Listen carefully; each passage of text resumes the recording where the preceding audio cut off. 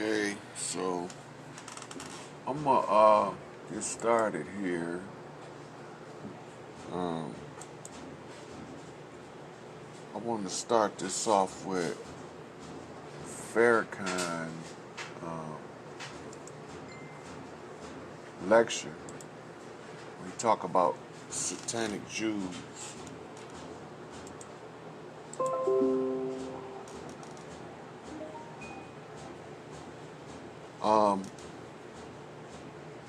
So I'm gonna get ready to do some invites. I'm gonna go to the commentary by Farrakhan. Satan. He's referred to in every major section of the New Testament.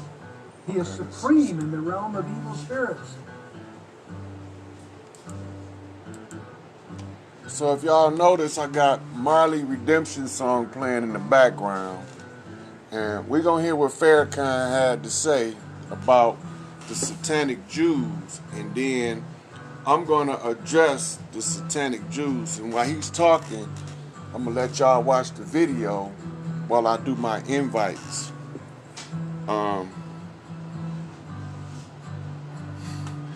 Why would you think I'm in a truck? No, Andy, I'm in the dungeon. If I stop smoking, then I'll be one of them holier than thou motherfuckers. So I gotta keep smoking for now. I'm gonna quit eventually, but right now, in order to people to not think I'm some alien motherfucker, I smoke. All right, so listen to what the minister got to say.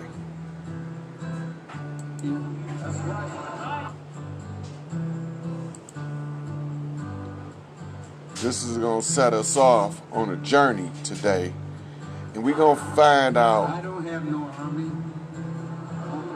I just know the truth.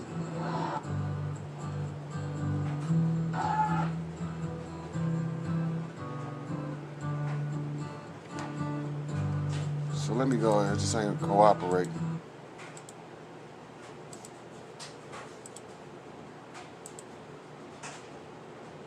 Banning me from a social platform?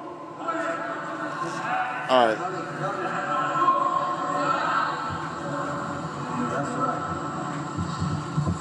I use that platform with respect. That's right. I never allowed those who follow me to become vile as those who speak evil of us. So I am dangerous. Not to you, unless you feel that Father Pfleger's invitation to me may hurt Saint Sabina. They don't have the power to hurt Saint Sabina.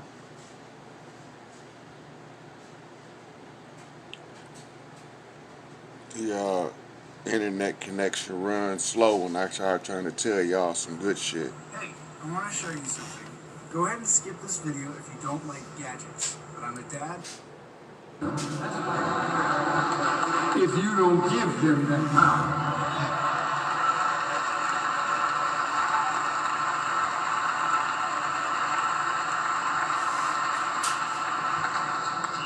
I thank you for listening to me.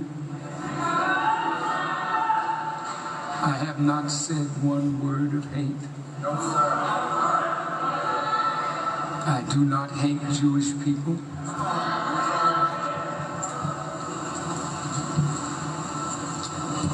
Not one that is with me has ever committed a crime against the Jewish people, black people, white people, no matter what your color is. As long as you don't attack us, we don't bother you.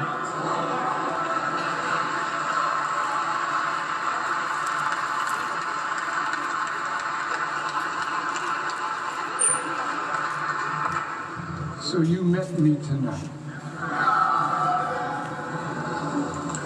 Social media, you met me tonight.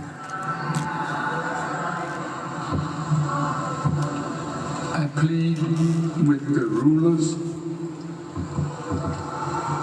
let the truth be taught. I plead because this is the only thing that will make America not great again,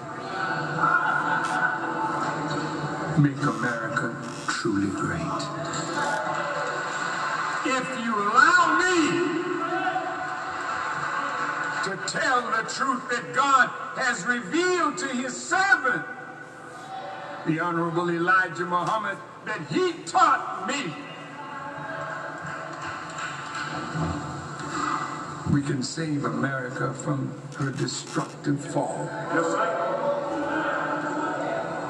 I'm not a misogynist. No, sir. No, sir. I'm not a homophobe. Pay attention, y'all, because he about to go into it. Who the enemy is. If I stand up on God's word. But I don't hate my brothers and sisters who have been exposed to the great deception. Here we go. Taking the word God is love, and I love my brother. In fact, we kissed when I came up here.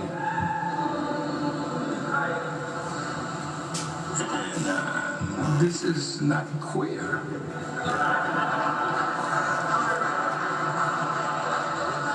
This is straight up love. So from tonight, Please, Brother Kareem, go home. Dr. Kadeem Mill, Harmony Rogers, my Chaos Queen, I see you in there. I have no clue who that female is. Jail, what they call Facebook jail.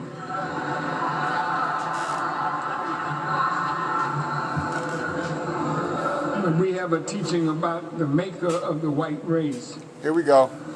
His followers were put in jail. Pay attention. I wonder, is it Facebook jail? And everywhere they looked, there was another one. Till all the jails got filled up. And that's when the president said, I think I better go and start a dialogue with Farrakhan. Because this false mess to give you civil rights and take it back, you owe us. And I'm here, by God's permission, to tell all of you what justice looks like. It's not a white woman, a TV show, and a nice car, and a nice home. I got all of that too. But I ain't robbed nobody.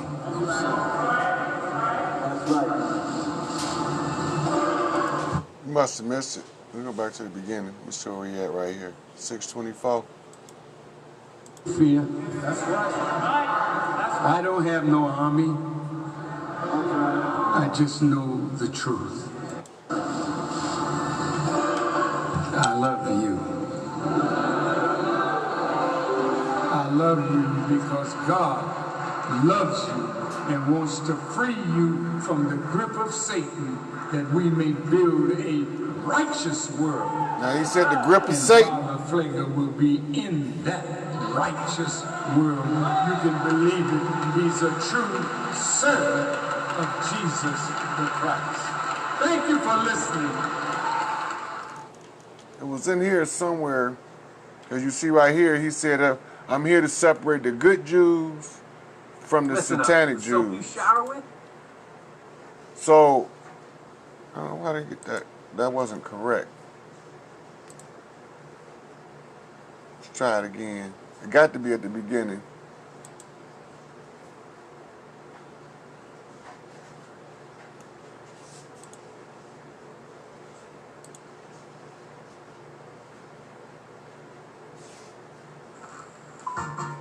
This is I want y'all to hear him say it, so when I go to the next thing, it's this that they fear.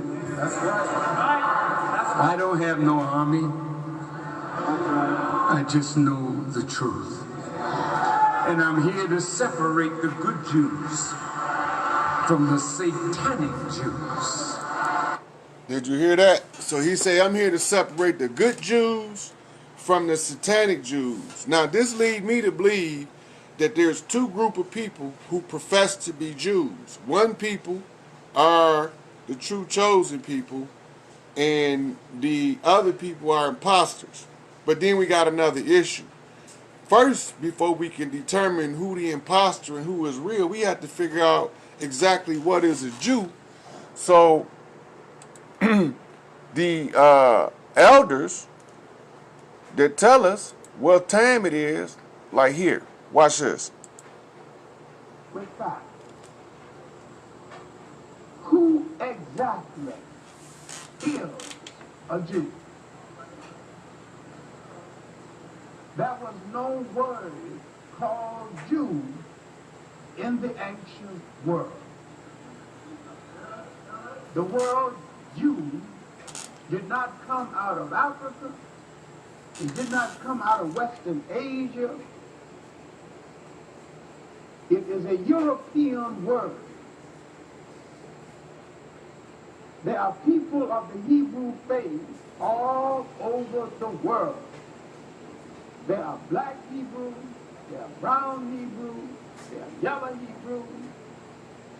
How is it that a bunch of Europeans called Jews dominate the word Jew to the extent of making you think that the very faith Hebrew is exclusive to them, leaving out all other people? Okay, now that's Dr. Clark. He's asking the question, exactly what is a Jew? Who is these people? Where they come from? Right? Now, don't think it's just our people asking the question. Because when we get to the next one, we find this to be dealing with the same subject matter. But nobody is tracking the answer. So here we find Jordan Maxwell, self-raised master, discussing the same topic. What is a Jew and what is an anti-Semite?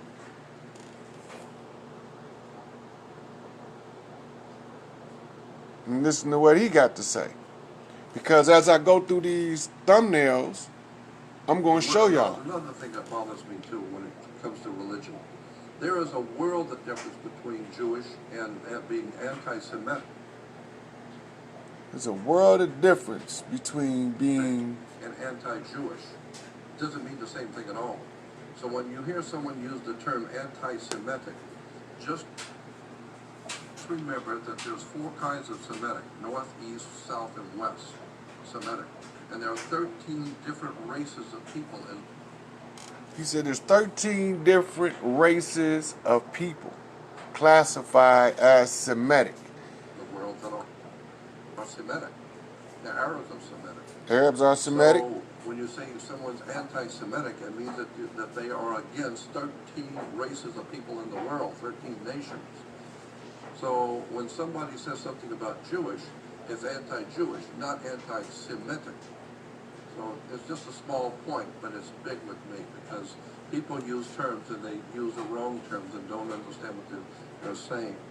So now he say people use a term and it be the wrong term and they don't understand what they saying. So let's see if we can't figure out exactly what the hell are we saying when we say Jew.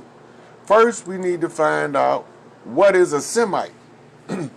Now, the root word to Semite is semi. So what do that mean? What is semi? This word right here, add a TE, you had a word Semite.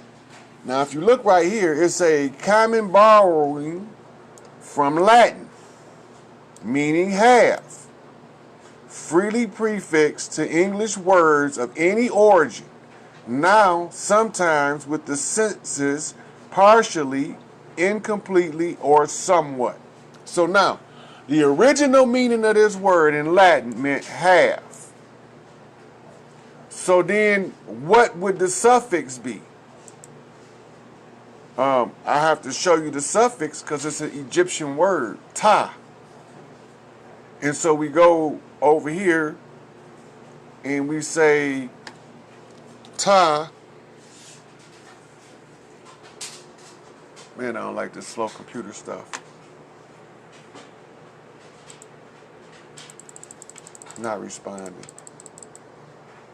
I'll never have a problem until I get on there and start doing a live video, and then the computer don't want to run, don't want to show the information.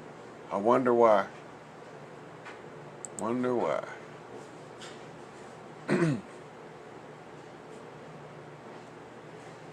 Let's try something to see if it works. This shouldn't be running this slow. This is a brand new computer. There's no way it should be running this slow. Alright, so here, go up here. Still ain't working.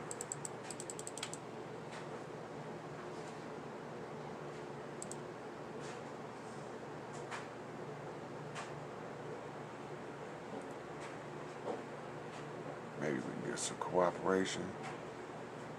So the word semi mean half, and in the Egyptian, the word ta means like flesh, but it comes from, it actually means the earth, right? But by implication, it's talking about flesh, the body, right? So we go in here and we say ta in Egyptian language. And you'll find that your suffix goes back to what they call tamare. Tamare, ta being the first prefix to the word tamare, which is talking about the land of Kim. And this thing runs so slow right now. I never have a problem until I start doing something on here. See if I can do this.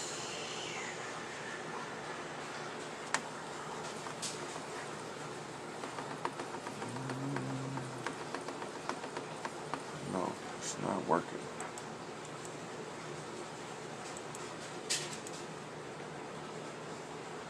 So, the word Semite, it means half Egyptian or half of a race of people, half of a group. Bloodlines is speaking here, is talking about the bloodlines. Oh, my computer keep freezing up every time I do a video. So when you look at the 12 tribes, you look at the 12 tribes of Israel. I'm gonna flip this around so y'all can look at me while I'm talking, because this ain't cooperating.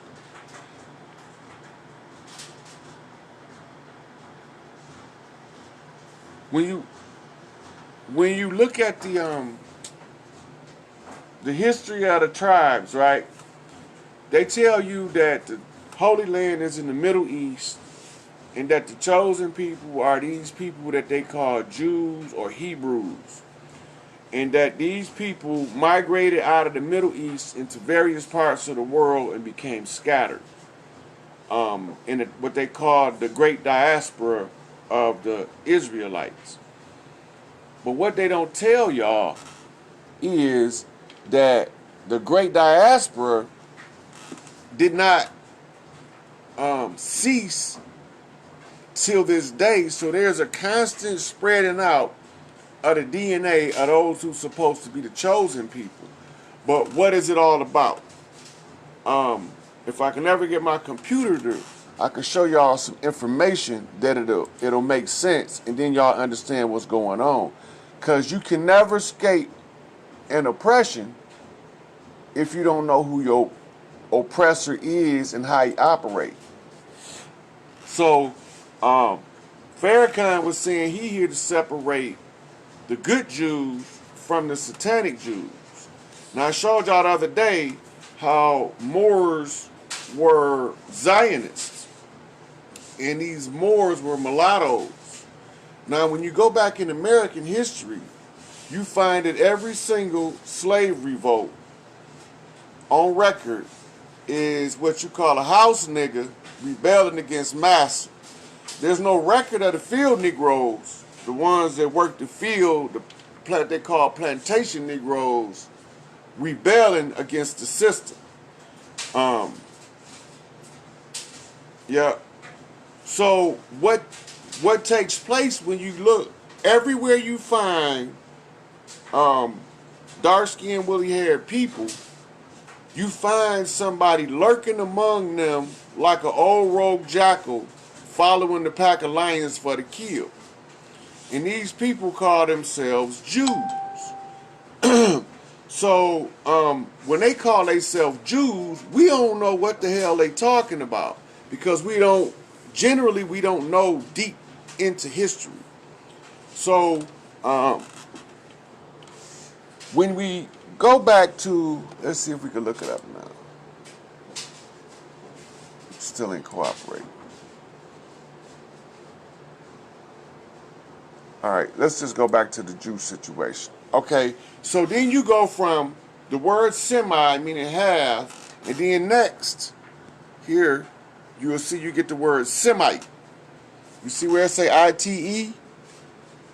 Right? Because you got to have the whole word broke down into syllables. So semi mean half, but Semite mean, it comes from, they say, Shem, right? From modern Latin, Semita. Now, keep this in mind that this is Latin. See right here? And it comes from the Latin word Semita. Now, let's go back for a second. I want to show y'all something else, because it's important to know the history of the language so that you can keep track of the deception. When you don't know the history of the language, the deception will get by you. If you look right here in the word half, right? No, it's supposed to be semi.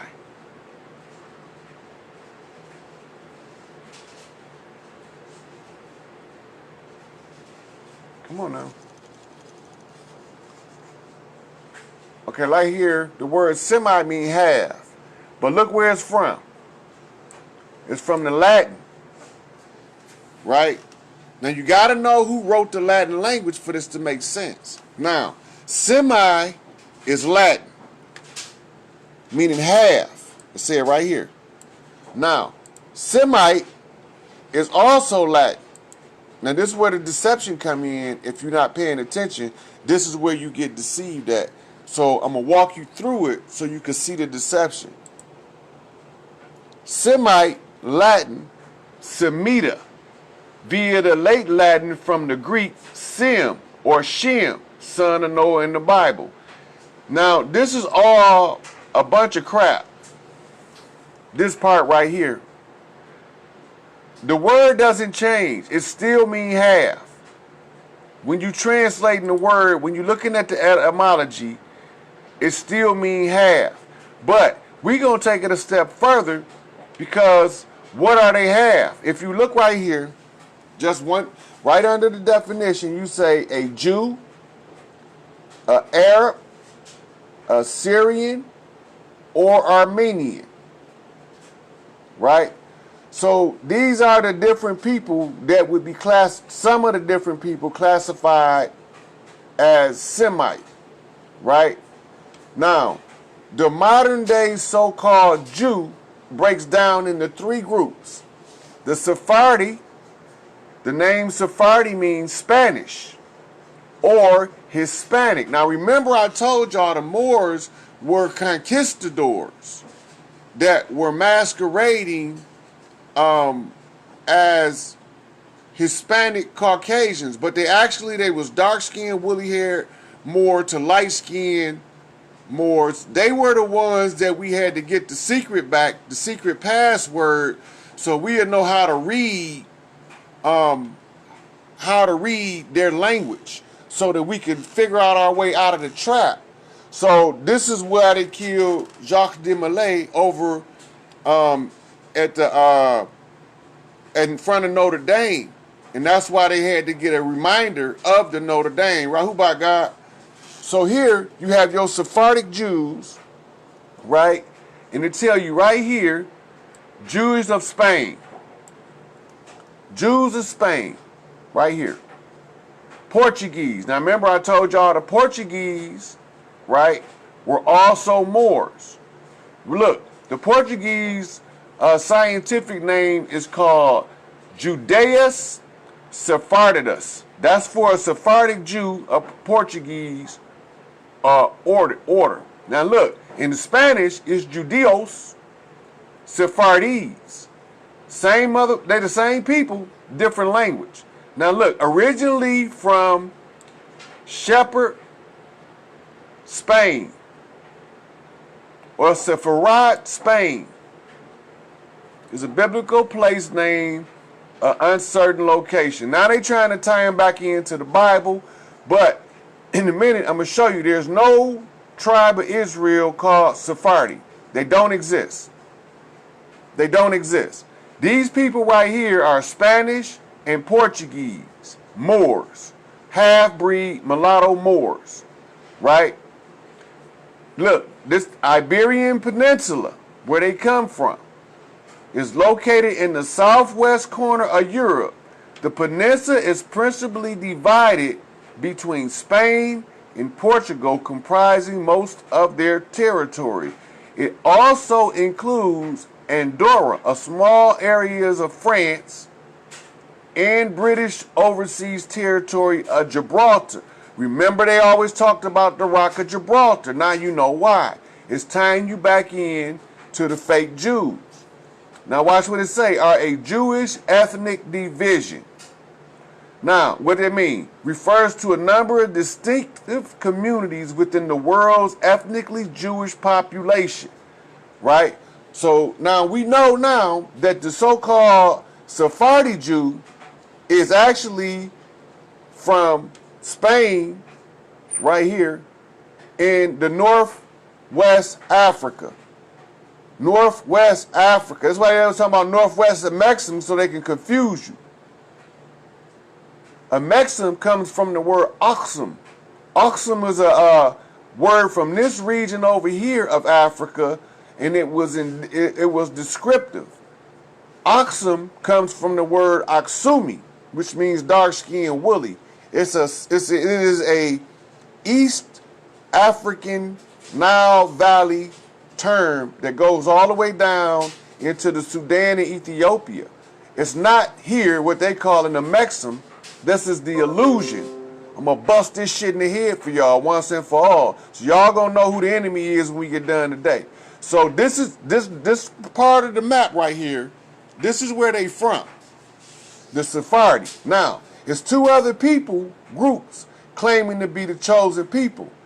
You got your Ashkenazi and your Khazar. So let's see who the next ones is. Who is the next imposters up to identify? The Ashkenazi. Right now, the majority of Ashkenazi, this is one of their Jewish sites, by the way. The majority of Ashkenazi Jews are descended from prehistoric European women, according to study published today, October the 8th. Right? And this is called Genetic Roots of Ashkenazi Jews. Now, according to Judaica, or Jewish law, they pass their birthright through the father lineage. Why are they bringing up the mother lineage here? Right? Why are they bringing up the mother's lineage when they're talking about the Ashkenazi? Because they have to be. Listen now, look. While the Jewish religion began in the Near East, and the Ashkenazi Jews were believed to have origins in the early indigenous tribes of this region, new evidence from mitochondrial DNA which passed on exclusively from mother to child, suggests that female ancestors of most modern Ashkenazi Jews converted to Judaism in the northern Mediterranean around 2,000 years ago and later in West and Central Europe, right? The new findings contradict previous assertions that Ashkenazi mitochondrial lineage originated in the Near East and from mass conversions of Judaism in the Khazar Kingdom, an empire in the North Caucasus region between Europe and Asia lasted from the 7th to the 11th century, whose leaders adopted Judaism. Now notice it said they adopted Judaism. That means they're not born into this tribe. We're talking Ashkenazi, right? I'm going to show you where they come from. And they're telling you where they come from right here. We found that most of the maternal lineages don't trace to the North Caucasus, which would be a proxy for the Kzarians, which would mean this would be a backdoor entrance into the world stage as a Khazarian Jew, but it's not matching is what they're saying. Or the Near East, but most of them emanate from Europe. So they didn't even classify the Caucasus as Europe. Said co-author Martin Richardson, the archaeogeneticist of the University of Huddersfield in the UK. Now, this is all they science is saying this. I'm just pointing it out to y'all. Look, the Ashkenazi Jews make up the majority of the Jews today and most recently have ancestry in Central or Eastern Europe. Previous work has demonstrated that just for 4 mitochondrial types passed down from 4 mothers account for 40% of variation in Ashkenazi Jews' mitochondrial DNA, and some researchers have published evidence of Near Eastern origins for the Ashkenazi mitochondrial types.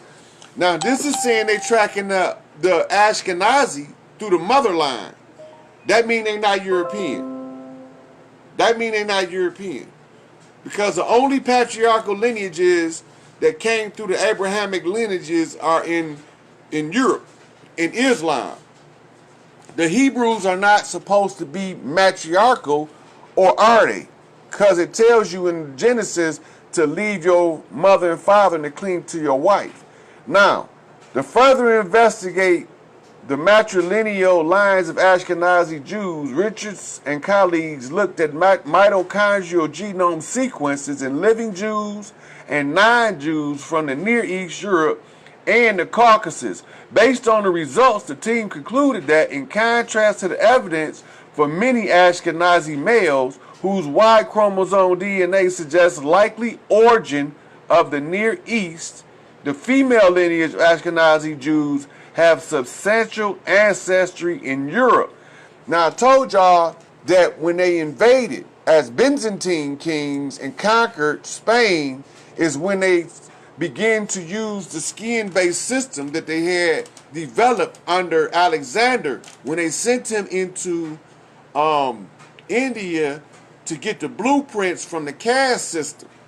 The caste system is the origin of what you call skin-based racism, but it was based off socioeconomics and family talents and skills. Here they want to base it off skin, and they call it white supremacy. It's a military jock. These are your Ashkenazi. Now, there's another group of so-called Jew called Kzarians. Now, this is where it gets thick, because these is the main Zionists behind the plot right here. So I want y'all to see this good and clear. It say Kzarians were Turkic. Now remember I told you that they came as Byzantine kings. Byzantine Empire was a Turkish empire. The Moors, the Beys, come out of the Turkish Empire. Remember I showed y'all the other day the flag of the Beys, the red, yellow, and orange flag that they conceal, because if you find that out, you will know who running shit. Now, the Kzarians were a Turkic people who originated in Central Asia. The earliest history of the Khazars in southern Russia prior to the middle of the 6th century is hidden in obscurity. They telling you it's hidden. From about 550 to 630, the Khazars were part of Western Turkish Empire ruled by the Celestial Blue Turks. This right here, pay attention. Celestial Blue Turks. They calling them aliens, blue aliens. That's what they telling you that landed in Turkey. Now look at the map. This area right, this is the Byzantine Empire right here. Right, as you look at it. And then this is the domain of the Kzarian, right here. See the 6-point star right there? Look where the cross here, the Islamic here. This is Hungary up here. This was the Holy Roman Empire. Here's Italy here. And Rome is here. The Kzarians were bankers that lent money to kings and emperors in this time frame that we're looking at. They are the ones who bankrolled the rise of Rome here under the Holy Roman Empire, right? Their adversaries was Greece. And the Greeks were who Alexander rose up under. Alexander was a plant, the same as George Washington, the same as Muhammad Karzai, because they needed him to perform a function, and the only military at the time that was strong enough to do it was the Greek. That was a non-African military. If you watch, they never go in to confront what we call the Candace Queens. The Candace Queens were a group of African warrior women in Ethiopia. And they nothing they can do with the Candace Queens. So I'm going to show you who they were.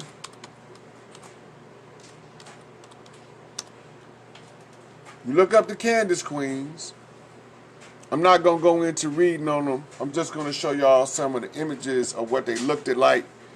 I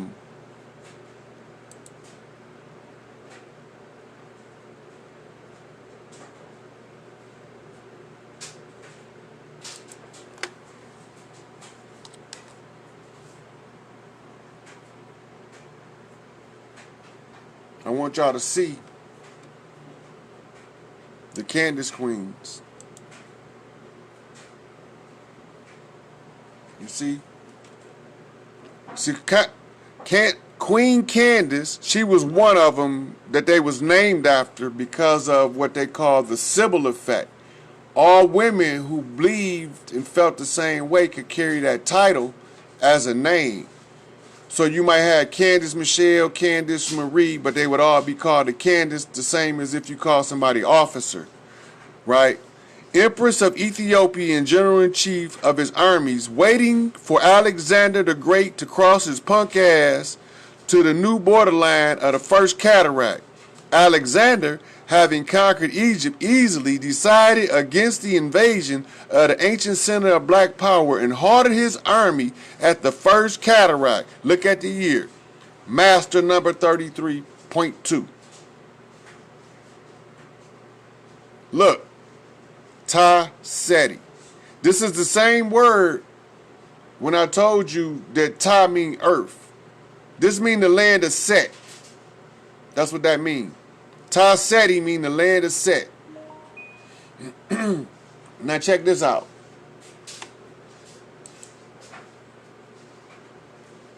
This is a Nubian queen, right?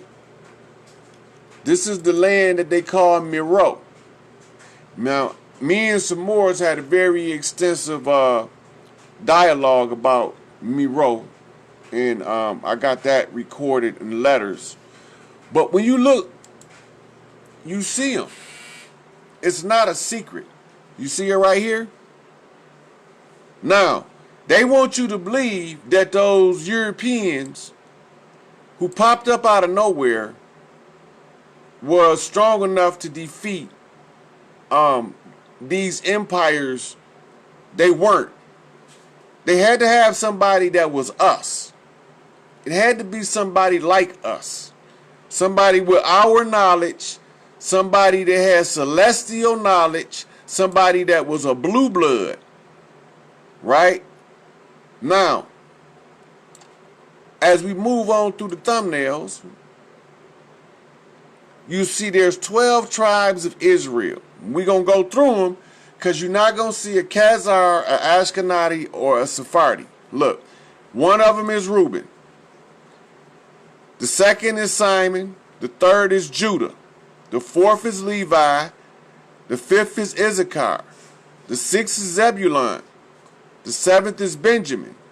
The eighth is Dan. The ninth is Asher. The 12th is Gad. And Joseph, which was part of the tribe of Gad. And Israel itself as the overtribe makes 13. Right? Did anybody see Ashkenazi, Khazar, or Sephardi in there?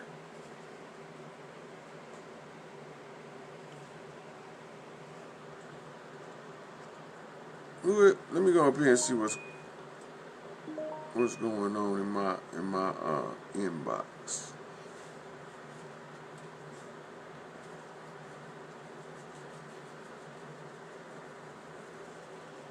I don't see who you talking to. Yeah. I don't know what Joshua said. I don't even see his comment in there. Now, when you go and you see that there's no tribe of Sephardi, Ashkenazi, or Khazar, the next question is, who the hell are those people claiming to be Jews?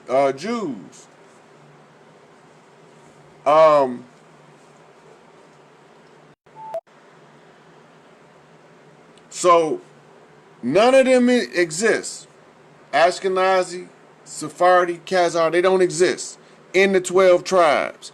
So who the hell are they? Let's see. Let's keep it on. Let's keep on moving through these thumbnails.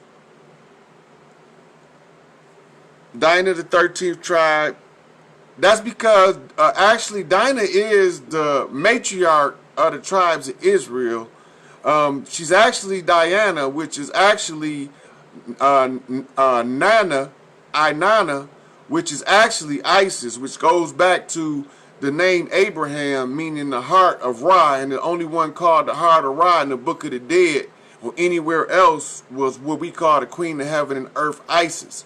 So she was the heart of God that became known as Abraham when they distorted the book and tried to take our teachings. Now, when we look, Mount Zion is where Zionism is supposed to be referring you to, right? Now, this says that Mount Zion is a Hebrew term, is a hill in Jerusalem located just outside the walls of the old city. The term Mount Zion has been used in the Hebrew Bible first for the city of David and later for the Temple Mount, but its meaning has shifted. They just told you, they just changed the meaning.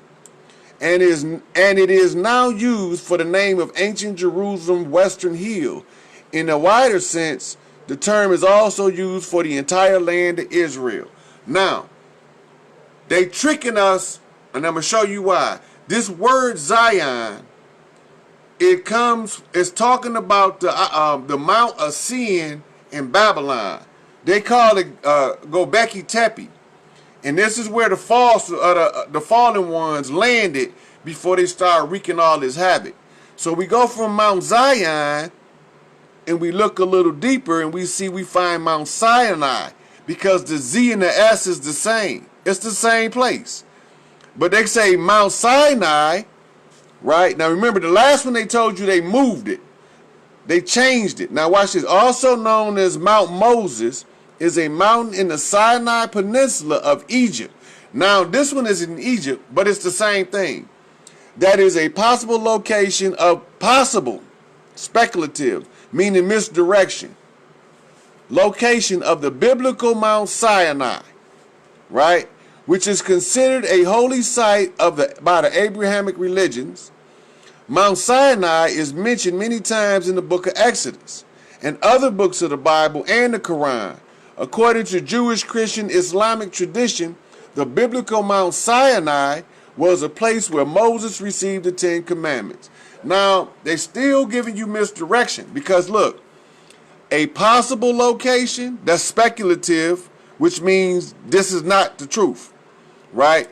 And then they tell you over here that it is considered a holy site. And we all know that the holy sites are always kept sacred. And if you keep them sacred, you got to keep them secret. So that means that everywhere they told us that is so far, that's not where it's at. That's not Zion. But I'm going to show you where it's at before it's over. You understand it a little better. Okay, it says, okay, now this word is two words, sin, S-I-N, and A-I. Now in Egypt, the word that you use in the Hebrew, E-L, is capital A, apostrophe, capital A, and it's pronounced Aya instead of Ao. That's the difference. So this is Lord seeing. Actually what this is saying. Lord seeing. Well, is this verifiable? If Ai in Kemetic means like chieftain or lord, then seeing would have to have be a personal pronoun or a title. So there was a god named Sin in Babylon. Let's see. This is the Ziggurat of Ur. Remember Ur the Chaldees, right? See this Ziggurat of Ur? This is supposed to be is a Neo or New Sumerian Ziggurat in what was the city of Ur near Nicaea in present-day Dehechar province, Iraq. The structure was built during the early Bronze Age but had crumbled to ruins by the 6th century BCE of the New Babylonian period when it was restored by the king. Now look, they're just telling you it was destroyed by the 6th century. So when the 6th century came around, this didn't exist. Now remember the Tower of Babel. It was a ziggurat and it was destroyed. Right? Now look, this one, they rebuilt it. This ain't the original. It tell you right here. The structure was built during the early Bronze Age but had crumbled to ruins by the 6th century of the New Babylonian period. That means it wasn't there in the 6th century, but they rebuilt it. Now watch this. When you go over here and you find out now, let's go to the top so y'all know what we're looking at. This is the God seeing. This, when they call you a sinner, they lying to you and thinking that it's something you're doing wrong. That's not the case. The God seeing has a particular set of practices that makes you a sinner by following his method. But we got to find out who he is. Now, we already did discover that the Khazars talk about Mount Zion. Mount Zion is Mount Sion, and Mount Sion is the Sinai, and the Sinai is the Sin or Lord Sin, which is an Egyptian Lord Set or Set in. E-N mean Lord. So it means Lord Set. Now we're talking about Satan the devil. Who in the hell is he? Now we get into this and we understand that the word sin or suin, now all Nubians gonna automatically know what's going on now. Because your Pops talk about this pretty heavy in the Nubian literature. When he talk about the tablets of Zuin or Inzu. Look, I'm not making this shit up. It's all here. I'm using common reference sites so y'all can look it up. I know it off the head from studying, but I gotta show it to y'all because I don't got no alphabets, and y'all think that mean they know something and they actually the enemy. Now, Nana, notice the word Nana. What y'all call Big Mama? Nana is a Sumerian deity, the son of Enlil and Ninlil, and became identified with the Semitic sin. Right? I'm not making this shit up. You can look it up. Now, let's go down here to the seat of worship. Nana's chief sanctuary at Ur. Now, the word Ur means fire, and I'm going to come back to that. Was named E-Gish-Gal, House of the Great Light. Right? it was at that the role of the En priestess, you see that word En? That's the priestess of the Lord, or the Lord's priestess, developed. This was an extremely powerful role held by a princess, most notably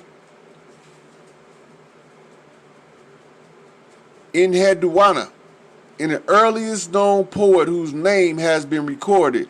She was the high priestess of the goddess Inanna and the moon god Nana, Sin. Now look, the moon god Sin. She lived in the Sumerian city-state of right? There go the word again. That means fire. Now we're going to go to that later. But I'm going to keep mentioning so y'all, when I go to it, y'all know what I'm talking about and why I'm going there. Now, daughter of King Sargon. Sargon was the first king. Sargon the Great was supposed to be the first Sumerian king and was the primary cult role associated with the cult of Nana Sin. Right?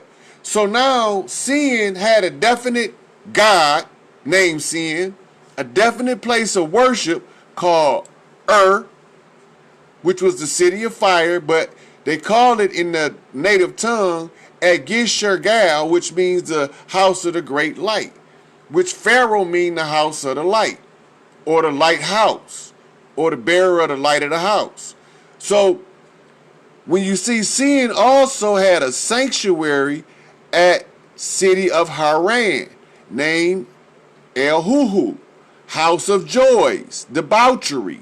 Remember, it said the cult of the moon god spread to other sinners, so that the temples to him are found in all large cities of Babylonia. Now remember, I told y'all we're gonna go right back to Babylon with this shit, and Assyria. And sanctuary for Sin with Syriac inscription invoking his name dating back to the 2nd and 3rd century CE was found at Sumatra, Harabesi, and Tek Mountains, not far from Haran and Edessa. Now, when you're looking at this, what is you seeing? You seeing that there's a temple worship location where Sin was worshipped as a god. Those who worship Sin in modern terminology will be called a sinner. But those who wanted to rebuild this temple of Sin would be called Zionists or Zionists, because this would be their area of interest. Now, notice, modern so-called Jews say anti-Zionism is not anti-Jewish or not anti-Semitic. They separate themselves. This is why.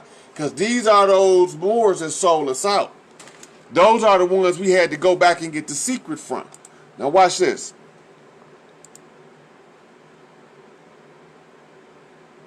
Now, this is the cult of the female Illuminati that I'm pulling up now. If I didn't accidentally delete it, I did.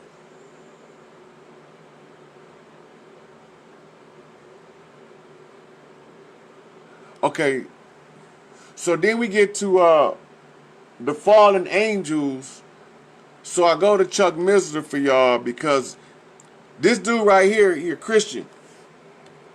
And he'll start off with the script, tell you the truth, and then he'll close out with the script so you can get the truth. But watch what he say about the fallen angels.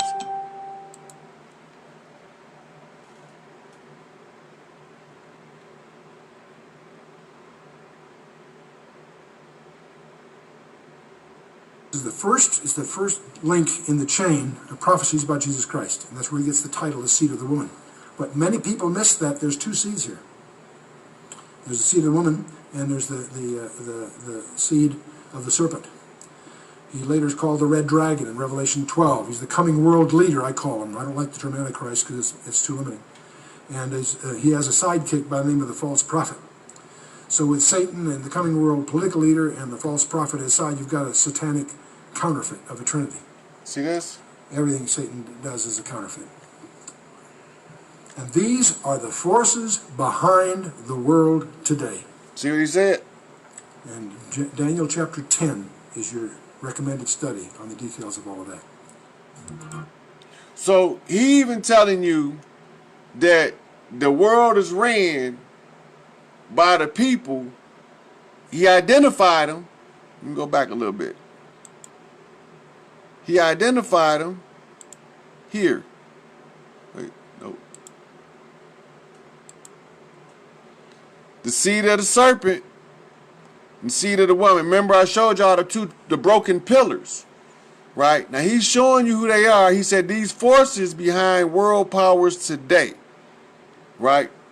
So then when you go to looking at their track record, this is how you find out what they up to. They tell you in literature of various types. Here's some books that you're going to be able to look for references. This Ralph Epperson's The Unseen Hand. He breaks down the whole construct of he breaks down the whole construct of the political structure and how they set it up and how they hide behind politics in order to effectuate their plan. So this is a necessary reference. Here's another reference. This is a novel, but don't lose the theme. Watch this. Now, we tend to take this, look at the name of the author. E.D.E.N. Southworth. That means this is an encoded book. There's a secret in this book, right? And they tell you, right, how to find it. But look, check it out. Southworth was one of the most popular, prolific writers of the 19th century. In her Capitola Black, or Black Cap, a cross-dressing, adventure-seeking woman was so well loved that the book was serialized 3 times between 1859 and 1888. See them triple eights? And was dramatized in 40 different versions. This is the seat of power. When we first meet sharp and witty Capitola, now keep in term the name, right? Look at the name. That's a Spanish name. But the book is English, The Hidden Hand, right? But it goes on. She is living among beggars and street urchins and dresses as a boy because a boy can get work and be safe, whereas a girl is left to starve for want of proper employment. Unknown to her, Capitola, and this is capitalism they're talking about here, has a very rich elderly guardian who finds her at a providential moment and takes her back to his palatial mansion, where she finds herself decomposing above ground for want of having my blood stirred. The blood rites. And this is talking about the crucifixion of the Christ. Right? So this is all coded. As you learn to read the signs, books like this come in important, because then they talk to each other in this format in the books. Right? Here's another reference for you. This is about their governments and how they manipulate governments. Right? This one, The Secret World Government, or The Hidden Hand. Right? A radical, sometimes offensive book tells the author's idea about government, religion, world power, the Rothschilds, and money. He also describes the hidden hand, the secret government of the world. So there's no secret there's a secret government. Watch this. Eisenhower presidency. Right?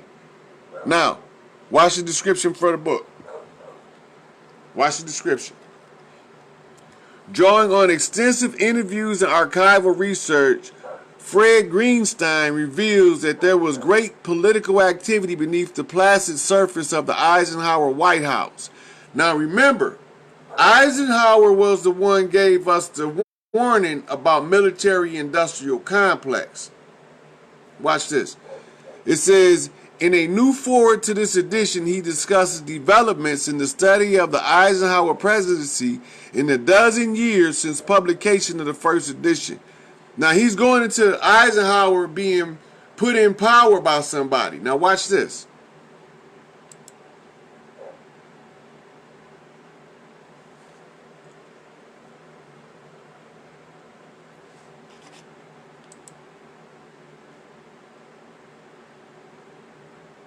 When Eisenhower was leaving, this was his warning.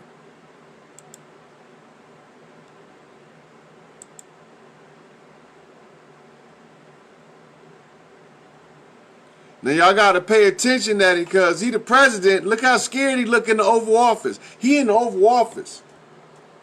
He ain't on the street. He not at the press club. He giving this from the Oval Office. But look at his demeanor.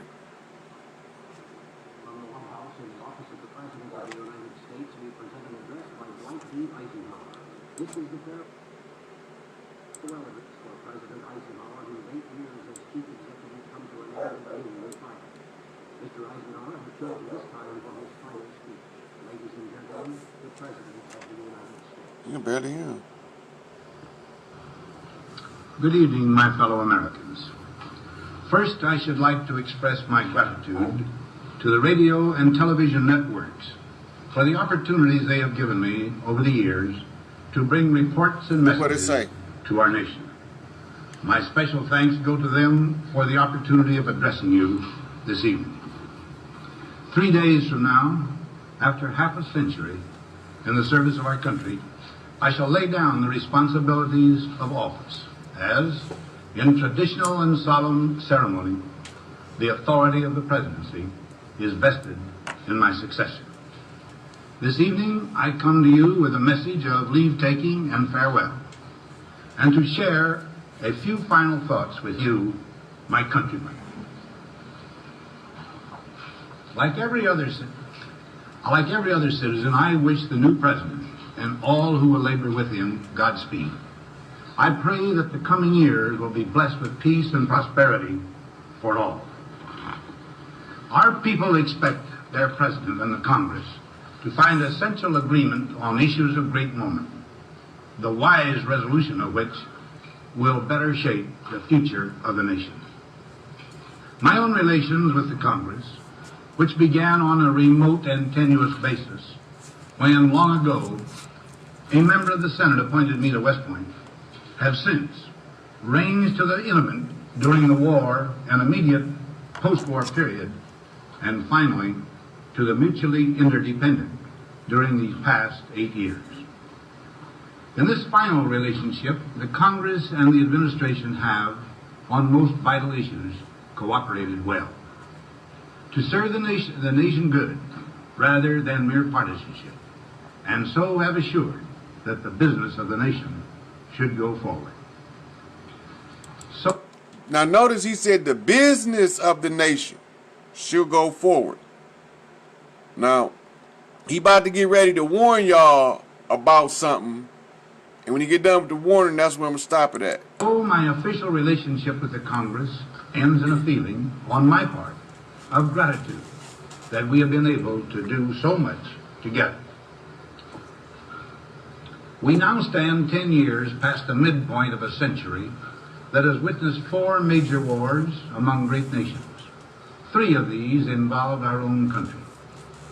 Despite these holocausts, America is today the strongest, the most influential, and most productive nation in the world. Understandably proud of this preeminence, we yet realize that America's leadership and prestige depend not merely upon our unmatched material progress, riches, and military strength, but on how we use our power in the interests of world peace and human betterment. Throughout America's adventure in free government, our basic purposes have been to keep the peace, to foster progress in human achievement, and to enhance liberty, dignity, and integrity among peoples and among nations. To strive for less would be unworthy of a free and religious people. Any failure traceable to arrogance or our lack of comprehension or readiness to sacrifice would inflict upon us grievous hurt, both at home and abroad. Progress toward these noble goals is persistently threatened by the conflict now engulfing the world. It commands our whole attention, absorbs our This is very where you being. get into the military-industrial complex at right here. Ideology, global in scope, atheistic in character, ruthless in purpose, and insidious in method. Did y'all hear that? Listen. We face a hostile ideology, global in scope, atheistic in character, ruthless in purpose, and insidious in method. Did y'all hear that? Now, he just described the force that we face with. Now, watch what he say next. Unhappily, the danger it poses promises to be of indefinite duration. He said the danger ain't no end to this shit if we ain't paying attention. Watch. To meet it successfully, there is call for not so much the emotional and transitory sacrifices of crisis, but rather those which enable us to carry forward steadily, surely, and without complaint, the burdens of a prolonged and complex struggle with liberty the stake. Only thus shall we remain, despite every provocation, on our charted course toward permanent peace and human. Now, he's saying America want to be on the course to peace, but he's also warning that we face with this particular threat, right? And this ain't going to be the last time you hear about this threat, because JFK mentioned it too. But watch this. Human power.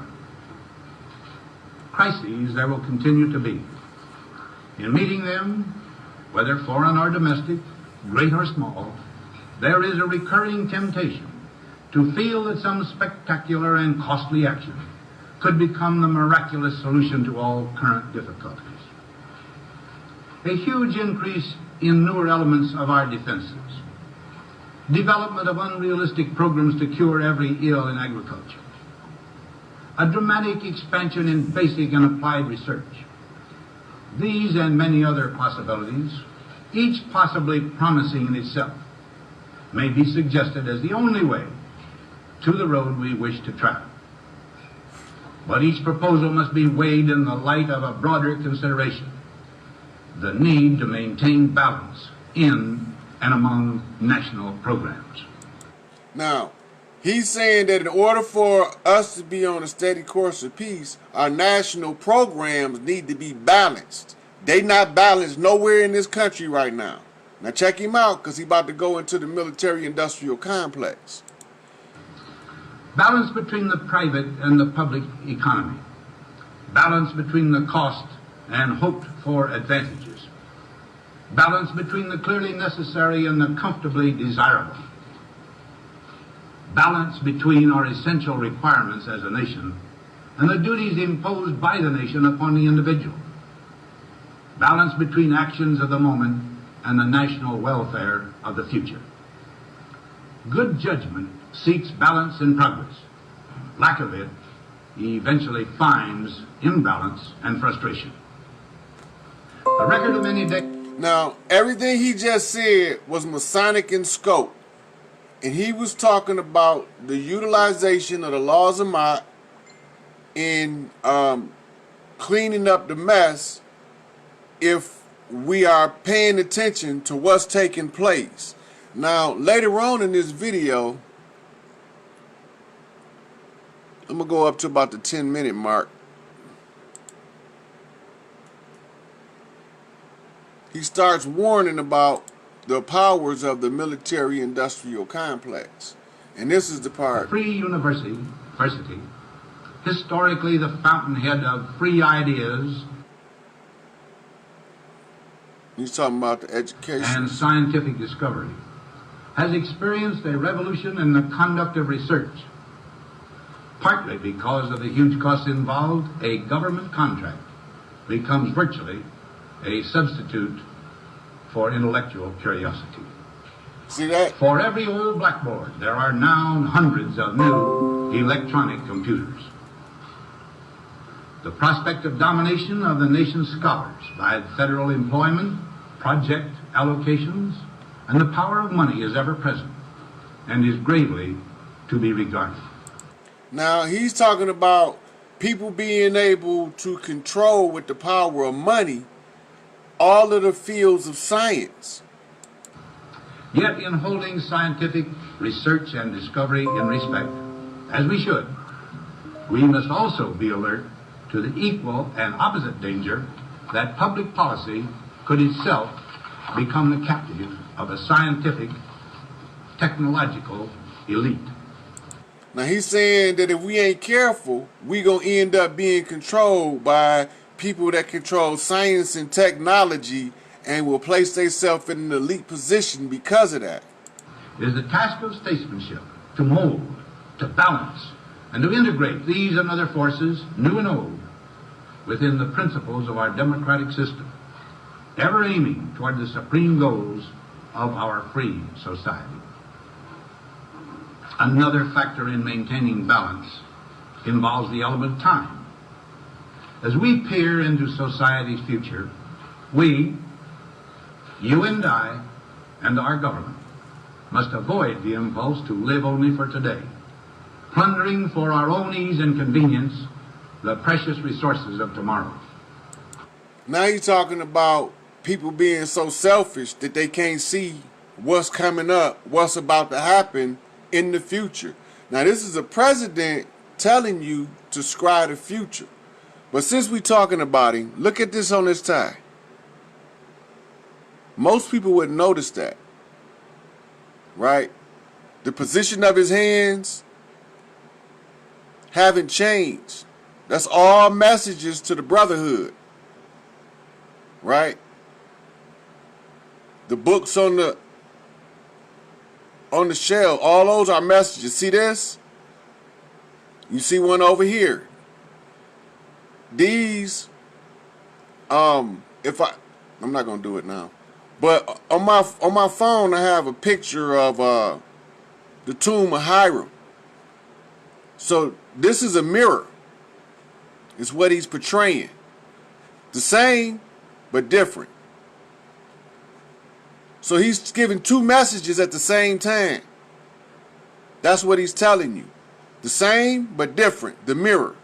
This is telling you that he's giving two messages. It's a split message in this program. We cannot mortgage the material assets of our grandchildren without risking the loss also of their political and spiritual heritage. We want democracy to survive for all generations to come, not to become the insolvent famine of tomorrow. During the long lane of the history yet to be written, America knows that this world of ours, ever growing smaller, must avoid becoming a community of dreadful fear and hate, and be instead a proud confederation of mutual trust and respect. Now, he used the word confederation, right? So when he used the word confederation, he's not talking to what you call a United States citizen under the 14th Amendment. He's talking to the indigenous people of the land who actually hold the power, but they don't know it right now, right? So he's talking to their leadership that does know, but that under the threat of death can only expose so much at a time, right? So he's telling you what's taking place. Such a confederation must be one of equals. The weakest must come to the conference table with the same confidence as do we, protected as we are by our moral, economic, and military strength. That table, though scarred by many past frustrations, cannot be abandoned for the certainty agony of disarmament, of the battlefield. Disarmament with mutual honor and confidence is a continuing imperative. Together we must learn how to compose differences, not with arms, but with intellect and decent purpose. Now he's saying that if the world gonna make it, we gotta figure out how to solve the problems without blowing ourselves up, right? So he's telling you that he's about to warn you of something, because he's telling you there's a possibility of destruction looming. Because this need is so sharp and apparent, I confess that I lay down my official responsibilities in this field with a definite sense of... He said he laid his responsibilities down with a definite sense. That means his role as the president of the corporation, he abandoned that for a purpose. What was the purpose? He about to tell us. Disappointment. As one who has witnessed the horror and the lingering sadness of war, as one who knows that another war could utterly destroy this civilization, which has been so slowly and painfully built over thousands of years, I wish I could say tonight that a lasting peace is in sight. Happily, I can say that war has been avoided. Steady progress toward our ultimate goal has been made, but so much remains to be done. Now, he said steady progress toward our ultimate goal has been made. But what ultimate goal is he talking about? Now, this Eisenhower, and remember, as above, so below, he's telling you, mirror effect, he's talking to two people at the same time using double speak, political double speak. It's actually Masonic in nature. He's telling us everything. As a private citizen, I shall never cease to do what little I can to help the world advance along that road. So in this, my last good night to you as your president, I thank you for the many opportunities you have given me for public service in war and in peace. I trust in that service, you find some things worthy. As for the rest of it, I know you will find ways to improve performance in the future.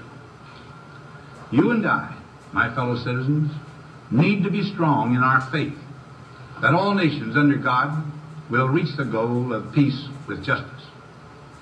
May we be ever unswerving in devotion to principle, confident but humble with power, diligent in pursuit of the nation's great goals. To all the peoples of the world, I once more give expression to America's prayerful and continuing aspiration. We pray that peoples of all faiths, all races, all nations may have their great human needs satisfied, that those now denied opportunity shall come to enjoy it to the full. Now, he's talking about civil rights or the balancing of the rights of the people so that there's no big I's and little U's. That message is for the indigenous elders who is working to overcome the oppression. But at the same time, he's going to come at the end with a warning. That all who yearn for freedom may experience its spiritual blessings. Those who have freedom will understand also its heavy responsibility. That all who are insensitive to the needs of others will learn charity, and that the sources, scourges of poverty, disease, and ignorance will be made disappear from the earth. And that in the goodness of time, all peoples will come to live together in a peace guaranteed by the binding force of mutual respect and love. Now, on Friday noon, I am to become a private citizen. I am proud to do so. I look forward to it. Thank you, and good night. I missed the part that he said military-industrial. We have presented the farewell address by the President of the United States, Dwight D. Eisenhower, who spoke this evening from his office in the White House.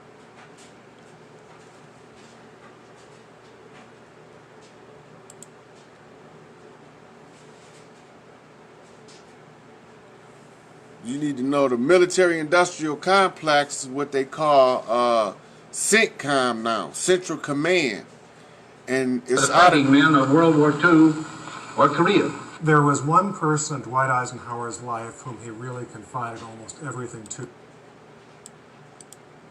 You with a message of leave-taking and farewell. This speech did not get very much attention. When a new president is coming to power, as John Kennedy was, the spotlight was not on Dwight Eisenhower. We have been compelled to create a permanent armaments industry of vast proportions.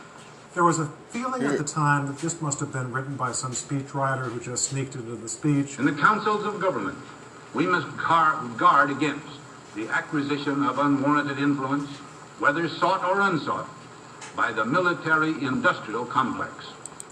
Is you hearing? The military-industrial complex. So he warned us about them. Right? So now, Eisenhower warning us about the shadow government. Here's another reference for you so you can understand how it worked. It said hidden hand of justice, NGOs, human rights, and international courts.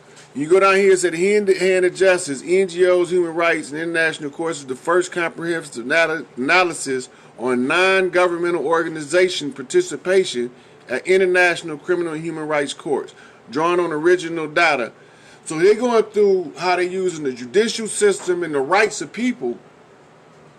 And to look, if you look at the cover, you see that the scales are off balance. That's a sign that they're telling you about the injustice and how it works, the mechanics of it. So then we go from there.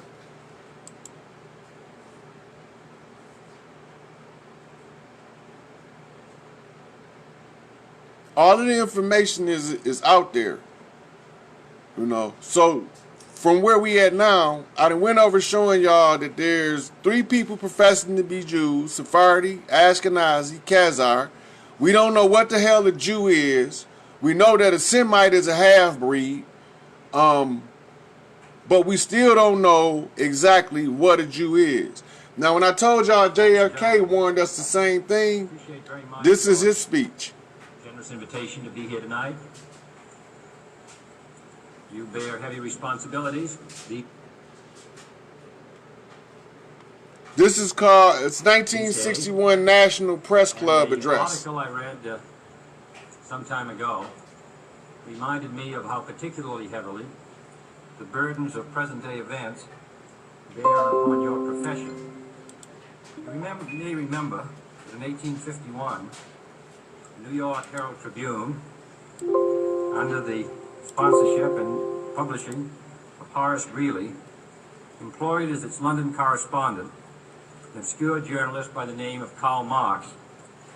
We are told that foreign correspondent Marx, stone broke, and with a family ill and undernourished, constantly appealed to Greeley and managing editor Charles Dana for an increase in his munificent salary of $5 per installment, a salary which he and Ingalls ungratefully labeled as the lousiest petty bourgeois cheating.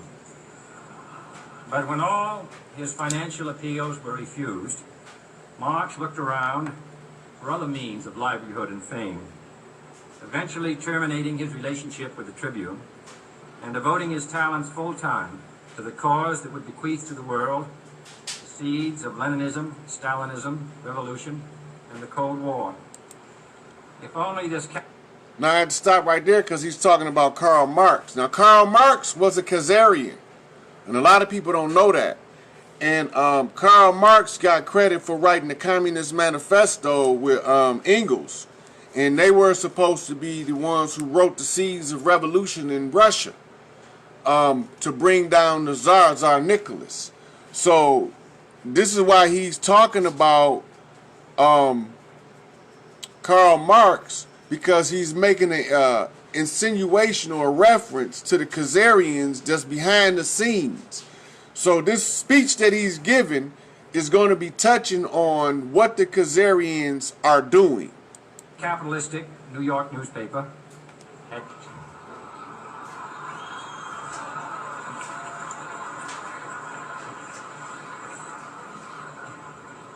had treated him more kindly. If only Marx had remained a foreign correspondent, history might have been different. And I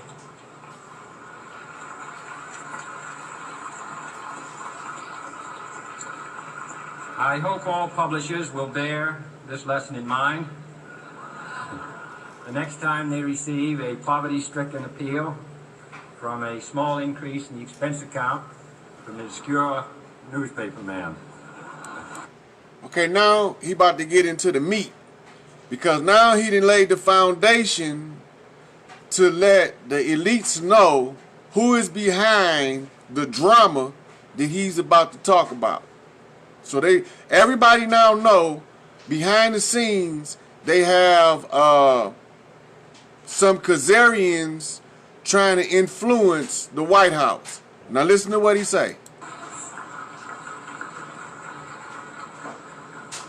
I have selected as the title of my remarks tonight, The President and the Press. Some may suggest that this would be more naturally worded, the President versus the press, but those are not my sentiments tonight. It is true, however, that when a well-known diplomat from another country demanded recently that our State Department repudiate certain newspaper attacks on his colleagues, it was unnecessary for us to reply that this administration was not responsible for the press, for the press had already made it clear that it was not responsible for this administration. So now they trying to make the office of the president influence what is put in our newspapers, and JFK is telling them, I'm not finna be getting off into that. That's freedom of the press, constitutionally protected right. Y'all can go on somewhere with the shenanigans. So he letting the press know that he ain't finna be getting off into that. They did a movie telling you how the government was trying to infiltrate the press. I think it was called To Catch a Mockingbird or The Maltese Falcon. It was one of those.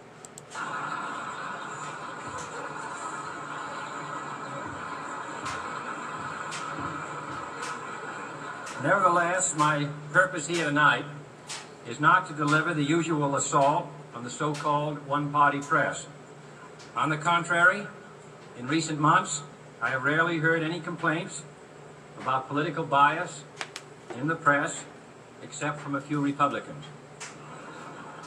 Nor is it my purpose tonight to discuss or defend the televising of presidential press conferences.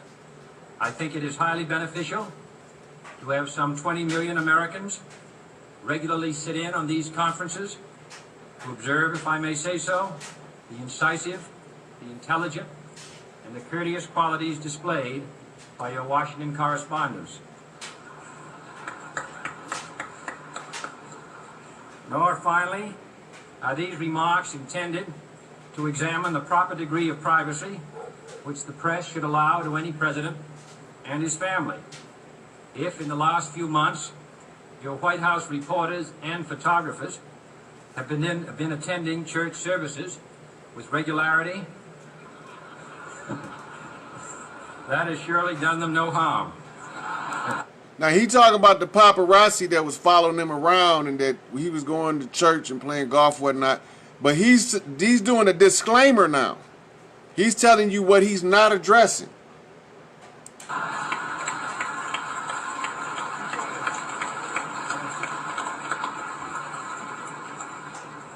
On the other hand, I realize that your staff and wire service photographers may be complaining that they do not enjoy the same green privileges, the local golf courses, which they once did. It is true that my predecessor did not object, as I do, to pictures of one's golfing skill in action. But neither, on the other hand, did he ever be a Secret Service man.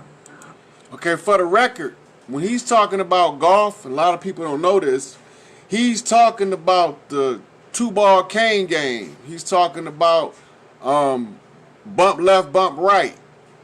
So when he switched hands, when he said on the other hand, he started talking about golf, you know what I'm saying? So the first hand, he was on the right hand, now he on the left hand. So now he's telling you somebody is bumping left. That means somebody got nefarious motives. My topic tonight is a more sober one, of concern to publishers as well as editors. I want to talk about our common responsibilities in the face of a common danger. Now he said they got a common responsibility. The president's office and the press have been at odds during the Kennedy administration because of them trying to cover his so-called infidelities in his relationship with Marilyn Monroe and various other women like the wife of Sam Giancana out of Chicago. So they was at odds, but he's telling the press that he need their help to expose a real foul play that's being laid down as he speaks. This is the play. The events of recent weeks may have helped to illuminate that challenge for some, but the dimensions of its threat have loomed large on the horizon for many years. Whatever our hopes may be for the future, for reducing this threat or living with it, there is no escaping either the gravity or the totality of its challenge to our survival and to our security. A challenge that confronts us in unaccustomed ways in every sphere of human activity. Now he finna describe the nature of the enemy's attack here. He's finna tell you exactly what they doing, methodologies, what they using. This deadly challenge imposes upon our society two requirements of direct concern, both to the press and to the President. Two requirements that may seem almost contradictory in tone, but which must be reconciled and fulfilled if we are to meet this national peril. I refer first to the need for far greater public information, and second, to the need for far greater official secrecy. The very word secrecy is repugnant in a free and open society, and we are, as a people, inherently and historically opposed to secret societies, to secret oaths, and to secret proceedings. Now look at what he's saying. Now, why is the president warning about secret societies, secret oaths, and secret proceedings? And what does this mean? He's going to explain it. We decided long ago that the dangers of excessive and unwarranted concealment of pertinent facts far outweighed the dangers which are cited to justify it. Even today, there is little value in opposing the threat of a closed society by imitating its arbitrary restrictions. Even today, there is little value in ensuring the survival of our nation.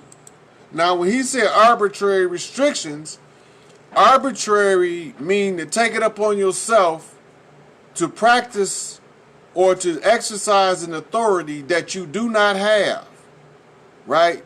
So he's telling you that the authority being used is fraudulent. If our traditions do not survive with it. And there is very grave danger that an announced need for increased security will be seized upon by those anxious to expand its meaning. Now he's saying they're going to use a warning that we need to improve our security in order to close the noose in and ensnare us in permanent bondage. This is the President of the United States in 1961. To the very limits of official censorship and concealment. That I do not intend to permit to the extent that it's in my control. And no official of my administration, whether his rank is high or low, civilian or military, should interpret my words here tonight as an excuse to censor the news, to stifle dissent, to cover up our mistakes, or to withhold from the press and the public the facts they deserve to know. But I do ask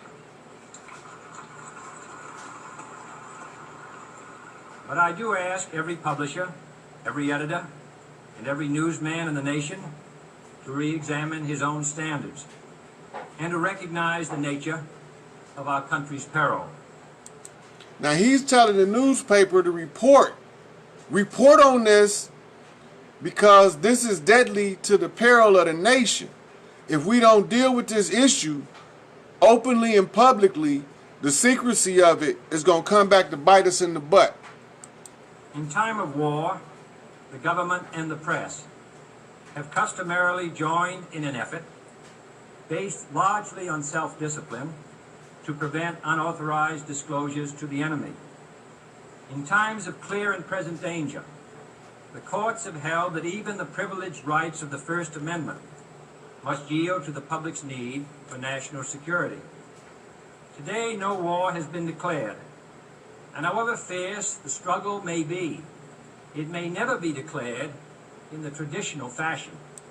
Now he's saying that no war been declared, And no matter what happened, it might not be declared in the traditional fashion.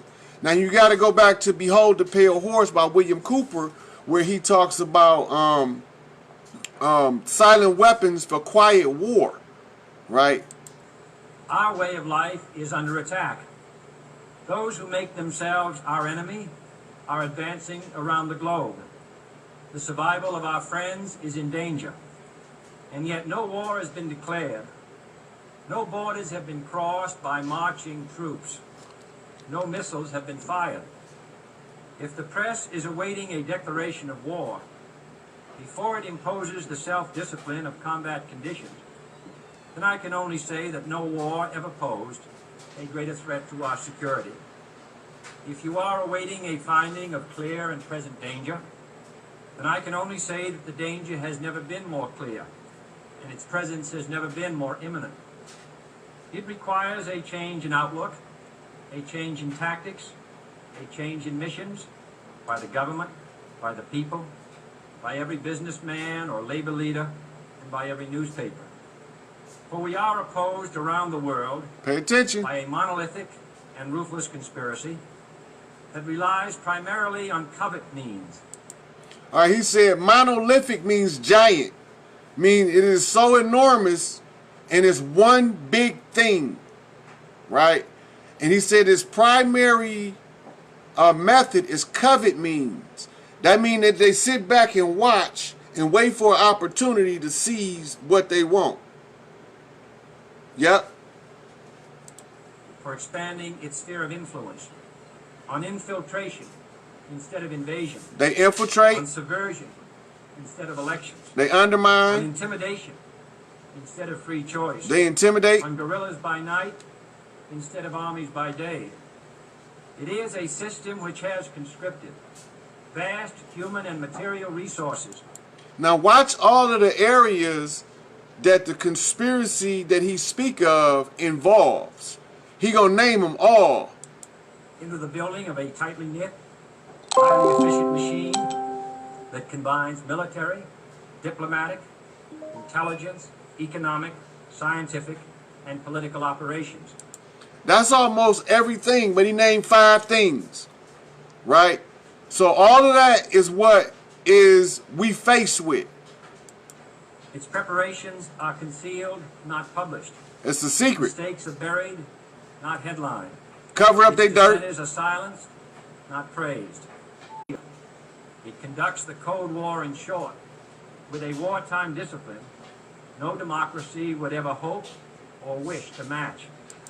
Now they saying they use a type of warfare that no democracy could even begin to match. Whatever they doing some real foul shit. So these are all the same people. So then I give you another reference book. This is a brief history of the CIA, the hidden hand. Right? And it say right here, the hidden hand is a succinct, accessible, and up-to-date survey of the Central Intelligence Agency history from its inception in 1947 to the present. And it goes into telling you more about it. But this book right here is a necessary research tool to understand how the enemy is working. Right?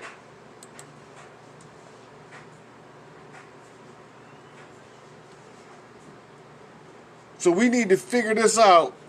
Who are these people that's behind the scenes? Now, I told y'all that the Kzarians rule through the Pope, and that the Pope rules America through the judicial system, right?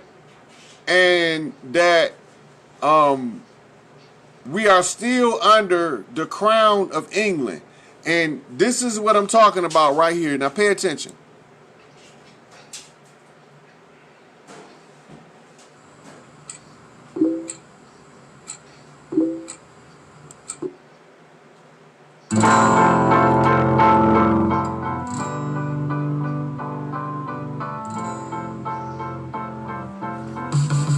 Queen offers to restore British rule over United States.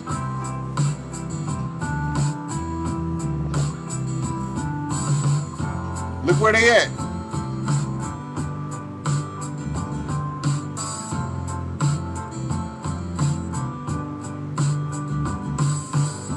In an unexpected televised address on Saturday, Queen Elizabeth II offered to restore British rule over the United States of America.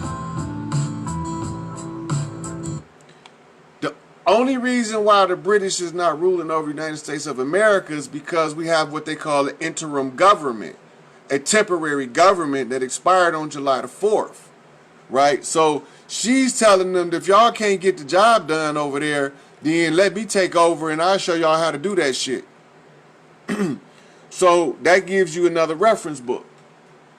This is The Hidden Hand, British, America, and Cold War Secret Intelligence. It tells you how they work. The description says, paranoia with respect to Russia raged in the wake of World War II, just as Churchill had foreseen.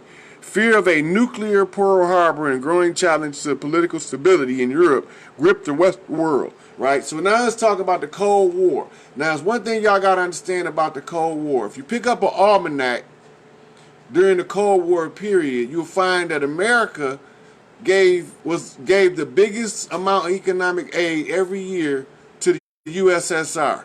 That's kind of odd if you really at odds with them. That was all smoke and mirrors.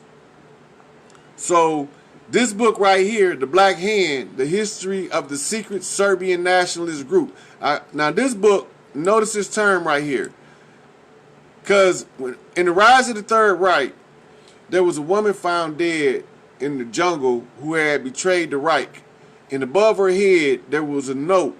And it was stamped, bitch, you have betrayed the fatherland and you have been judged by the Black Hand. Now the Black Hand go all the way back. But it's over here in the South, when my father was growing up, that used to be the most dreaded thing to be encountered by the Black Hand. Now look at the symbolism on this cover. This is all Masonic in nature. This is the pirate flag, right? The pirates were the Spanish conquistadors, right? Look at the dagger, right? Look at the church. Oh, this is a bottle. Poison bottle with a cross on it, right? And then it got a grenade here. So the Black Hand is a warring entity. Now, so the name of this book is called The Black Hand by the Charles River editors. And it goes into pictures and all kind of stuff. But it's important that you understand that when you see that term Black Hand, you're talking about Kzarian Jews who are mulattoes, who behind the scenes right now pulling the string, what you call your Satanic Jews. Another reference.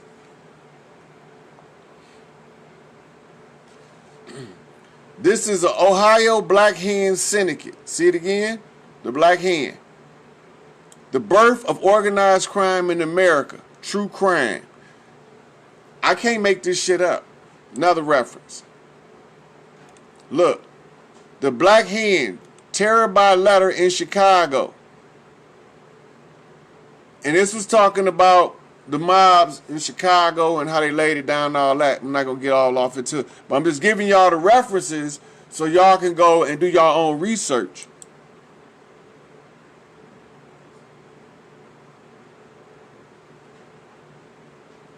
And this brings us to early seals. Now this right here is a seal of the War Office. Where you go?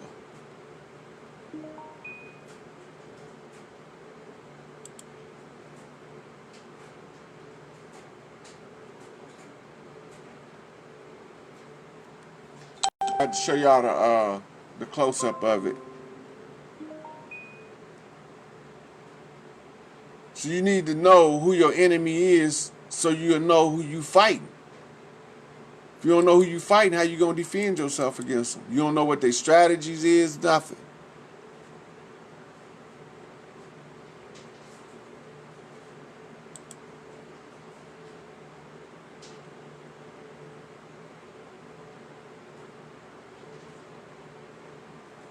They hide stuff in the symbols because most of us, we can't read the symbols. All we can read is the alphabet they give us. But we don't never read the symbols. Come on now.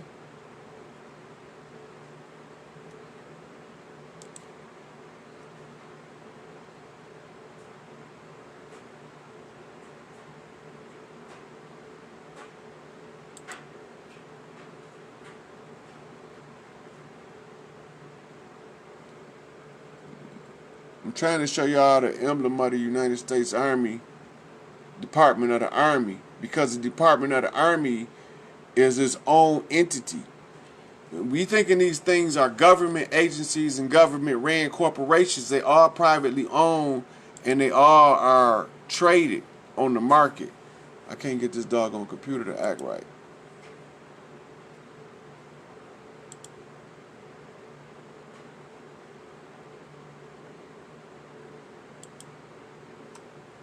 All right, look at the symbol. I'm going to point some stuff out in the symbol. Look at the snake. And it's supposed to be the Orbis with his tail in his mouth. And it said, this will defend. What will they defend? Now look. Now pay attention. You see the American flag? And you see this flag. This flag is laying on the drum. The American flag is next to the cannon. That means it's on the ground. This is a girdle, and it gives you the illusion, right? It gives you the illusion that this is armor. It's a girdle. And these are cannonballs on both sides. Different size cannonballs. And then right here, in the middle, you have a staff with a hat on it, a spear here, and a bayonet gun here. Right? So they telling you somebody's been crucified over here. Something has been taken over. So now we got to find out what the hell going on.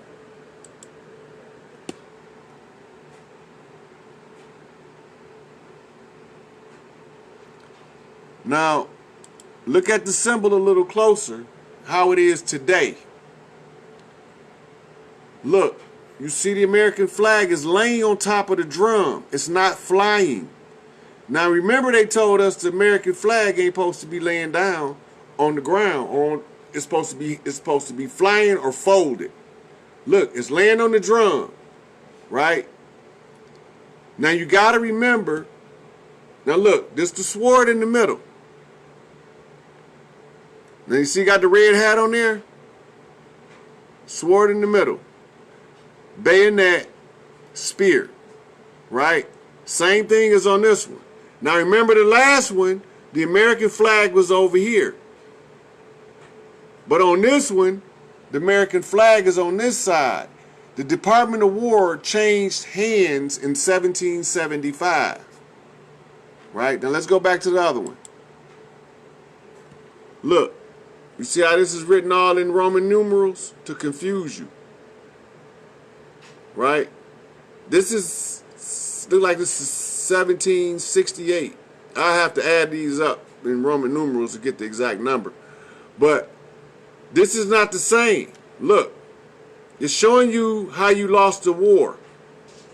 Right? This is a plain flag, but it got the Admiralty fringe. This is the American flag with the tassel, but it doesn't have the fringe.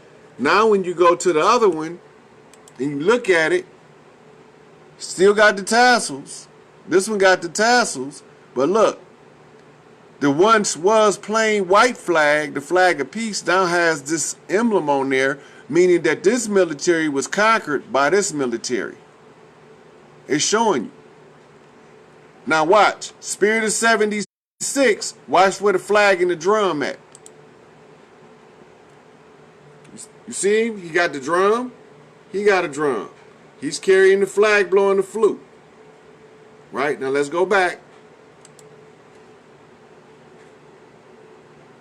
You see? Drum, the flag. They lost. This is who was conquered. This is who was conquered right here. Right? And this was their war flag, their military flag. And whoever conquered them in 1775 conquered. Now remember, this is the spirit of 76. That's a year later. So did somebody pick up the flag? What happened? Look, the blue coats. Now remember, they were supposed to be fighting the gray coats. But then who was the red coats? Remember, we seen in the Moorish video the red coats. Those were the Spaniards. These were English. Right? These were colonists. 13 stripes. Stars. These were the colonists. Right? Then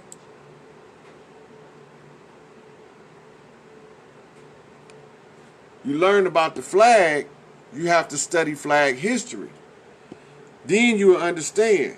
You see all these different flags this country has had. Now, the one that you want to look for is the blue one or the white one. You got one here with a bird, right? You got one here with the don't tread on me. Remember, don't tread on me. Then you got the blue and white with the tree, right?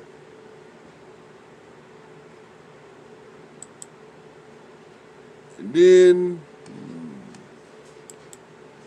down here, this one is very, very similar to your modern American flag down here. If it stop doing that. Right here. At the bottom. Right there. You got an anchor on it. And then you have this one over here, the appeal to heaven. Then you have the Templar cross right here, right here, right here. So this showing you the Templars in this country in early colonial America, because you got your Templar crosses all over here, right? And they have you thinking that this is the Union Jack, Confederate battle flag. But where did the gray one come from? It ain't even on here. Where did the gray flag come from? See, y'all got to pay attention because they'll trick you. The gray flag was originally white with the Union Jack symbol on it. It's not here. Okay, so let's go see more references. Nope, already seen that one.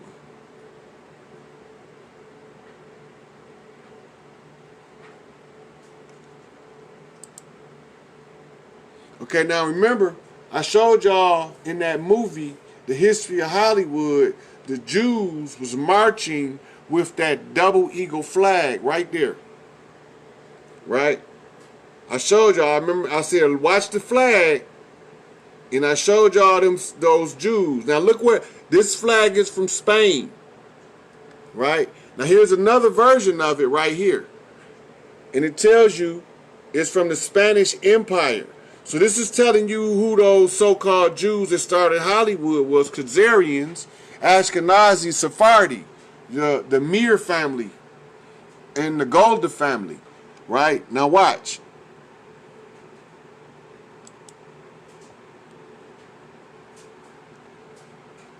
Zion, hill of Jerusalem, city of David was built.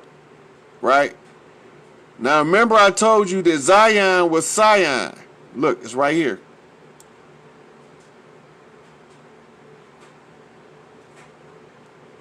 Right, now watch this.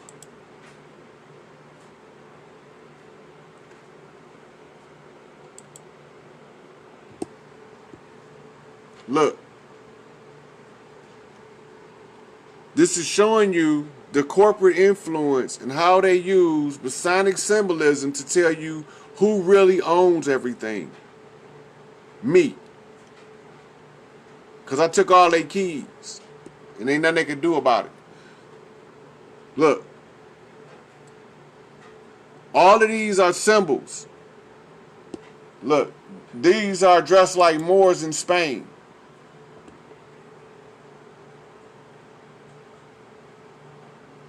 They still wear the same clothes. These are those half-breed offshoots that they use to perpetuate the tyranny.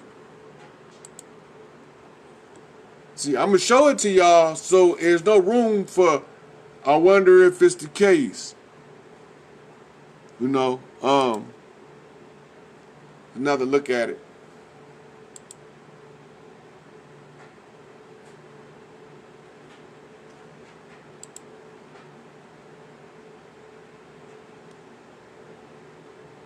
So we can trace the Kzarians back to Spain as half-breed Semi who adopted the Judaic religion.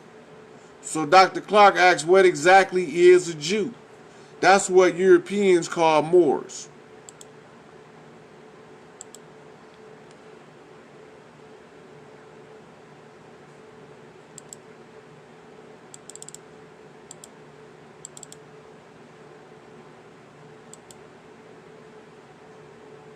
Okay, now we're getting into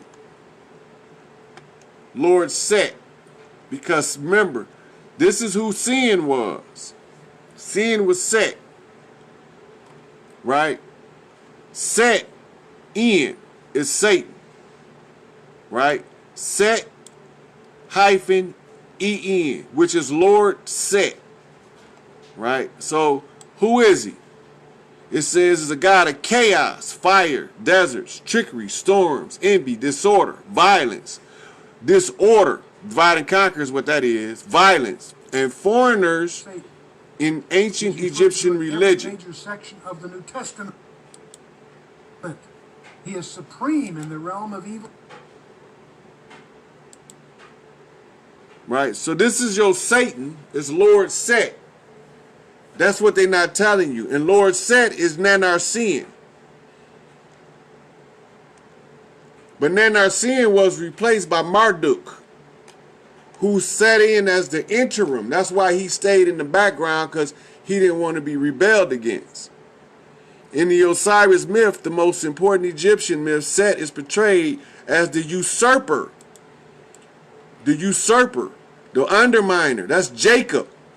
Remember, Jacob means the supplanter, and a usurper is an illegitimate or controversial claimant to power, often but not always in a monarchy. In other words, a person who takes the power of a country, city, or established region for himself without any formal or legal right to claim it as his own.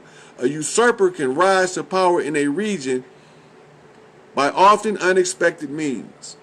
All right, and they say he killed and mutilated his own brother Osiris.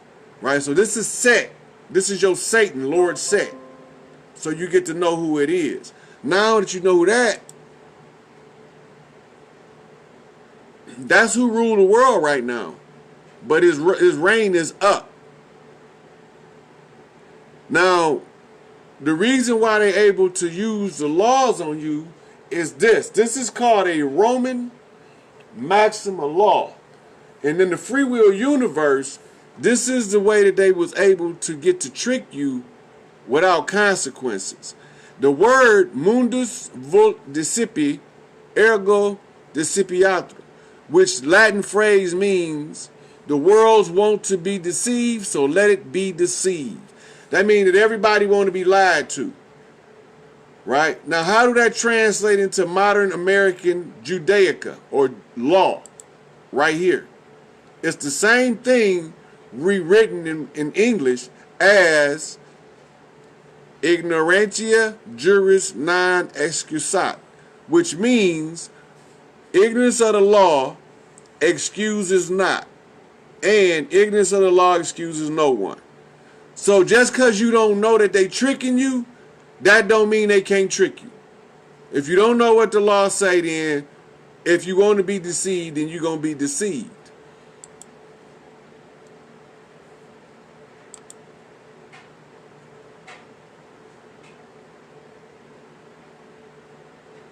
Okay, that was the Candace Queens. So I done went through all of the thumbnails, so we're gonna summarize and tie it all together now. Tell y'all what I discovered. So now when the word Rothschild, right, actually means the blood shields, right? And it's talking about the blood rites that's been practiced to keep us oppressed.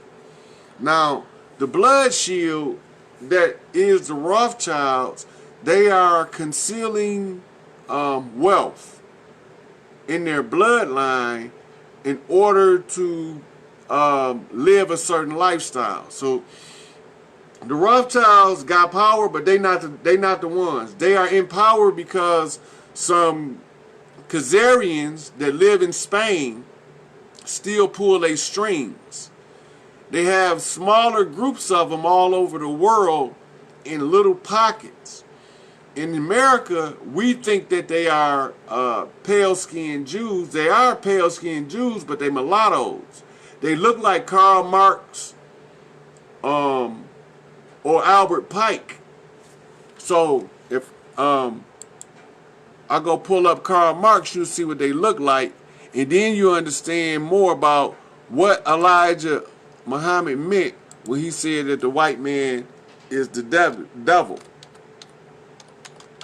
Karl Marx, again, was the one who wrote the Communist Manifesto. He was the one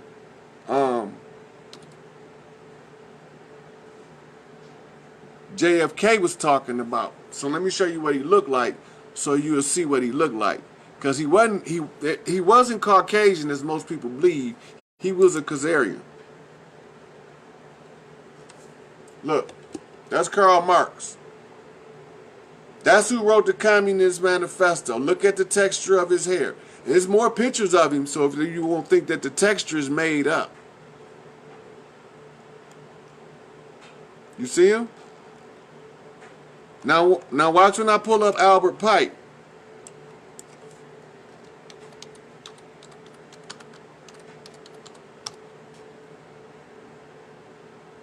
And this Albert Pike. Look at the texture of his hair. Look. Look at the texture of his hair. Look, right here. You see it? Remember I showed you the Moorish birds from Spain? Here they go. Look. You 33rd degree master. Look. G is the 7-letter maid. They got him in the arches. That's the shrine. That's the shrine. Who in the shrine? The Mason. What Mason? Hiram. He in the shrine. Right? But it ain't really Hiram in the shrine. It's really the Christ. Look. Look at the texture of his hair. Look at his facial features. He's a mulatto. Look. This is the one who wrote Morals and Dogma for the Lodge. There's a whole lot of secrets in that book. Look. Morals and Dogma. Look at the symbols on the front now. Now remember I showed y'all the Moorish flags.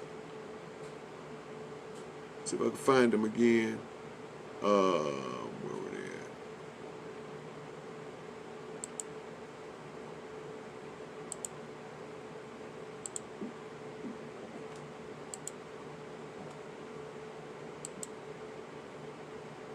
Here.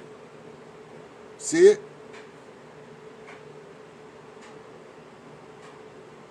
Now look. Same symbolism. Look, the crown, the pyramid, all of it there. Rothschilds are puppets. The Rothschilds ain't shit. Alright, now. That's Albert Pike. Y'all seen Karl Marx. Now, I'm going to show y'all this.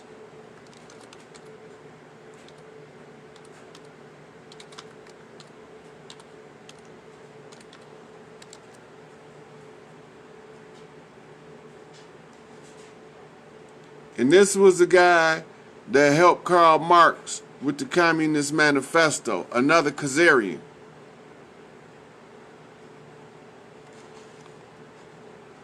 Look at him. Look at his beard.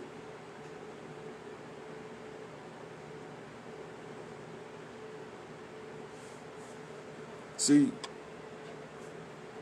So, the Zionists are the ones who profess to be a Kzarian. The Kzarians are the ones that is controlling the money. The Kzarians are the ones who put the Pope in power.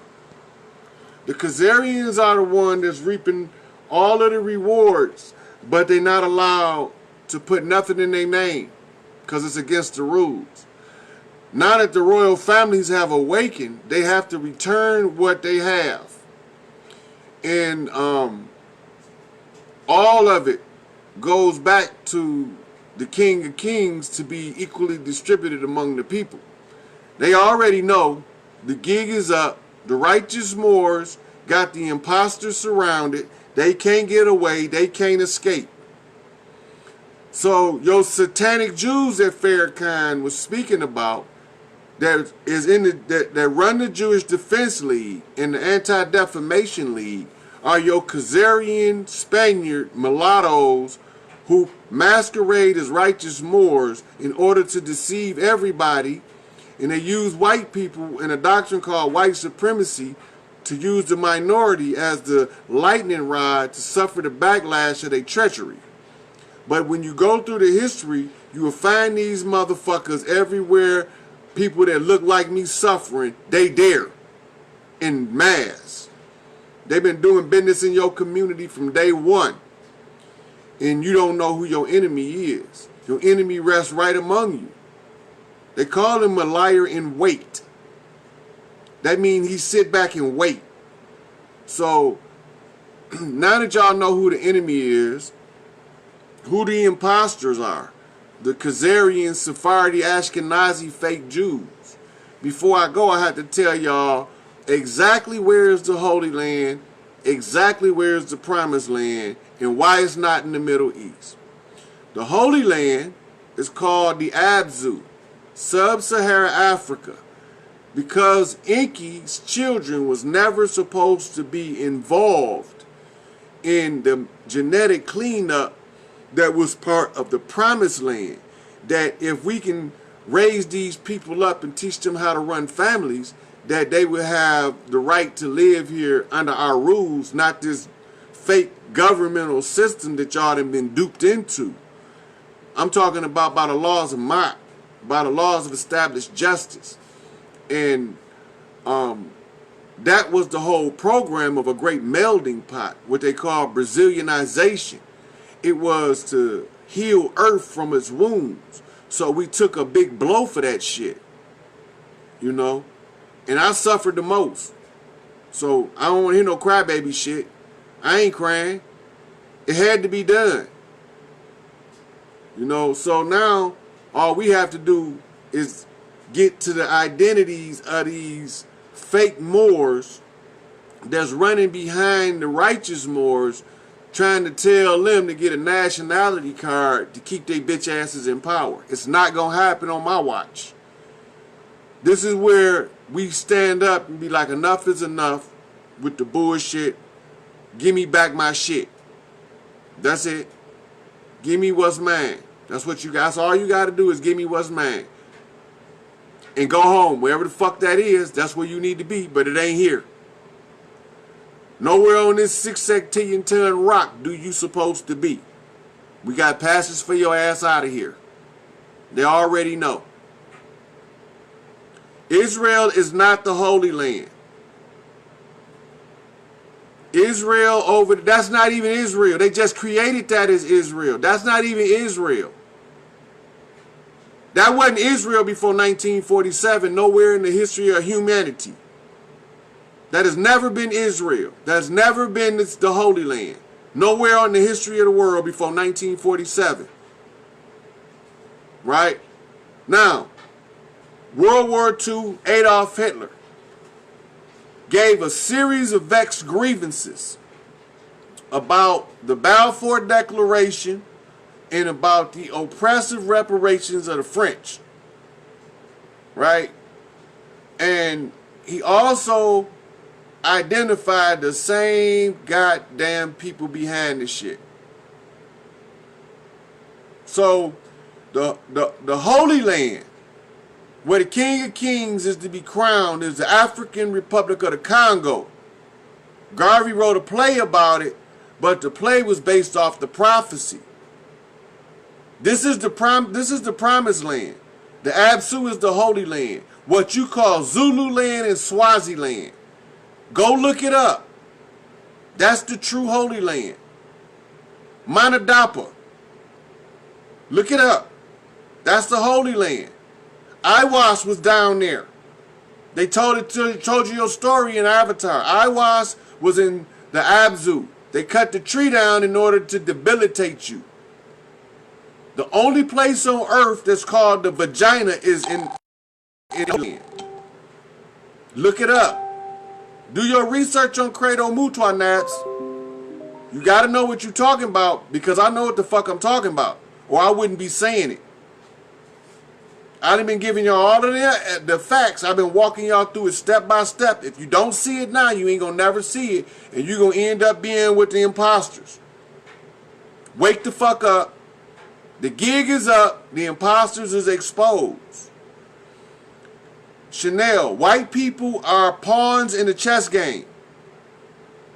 White supremacy is a military doctrine written by some niggas we call Moors, Spanish Moors, conquistadors. They laid their hand down and they were some bad motherfuckers. I wasn't here, so our people got sacked. That's just the bottom fucking line. Now I'm here, they know what's up. They know the fuck I'm here. They know what's up. So we not gonna fall for the bullshit, the divide and conquer, none of that. Don't care if you're a Democrat or a Republican. I don't care if you black, white, Hispanic, or Asian. I don't care if you 6 foot tall or motherfucking 4 foot tall. I don't care if you obese or anorexic. It don't matter to me. Only thing matters is that we get this goddamn beast off our back.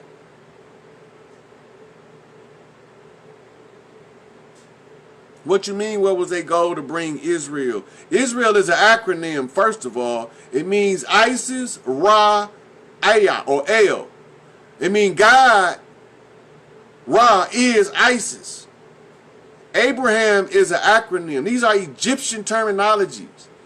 They took your shit, turned it around, and fed it to you upside down and backwards, and you taking it for the gospel.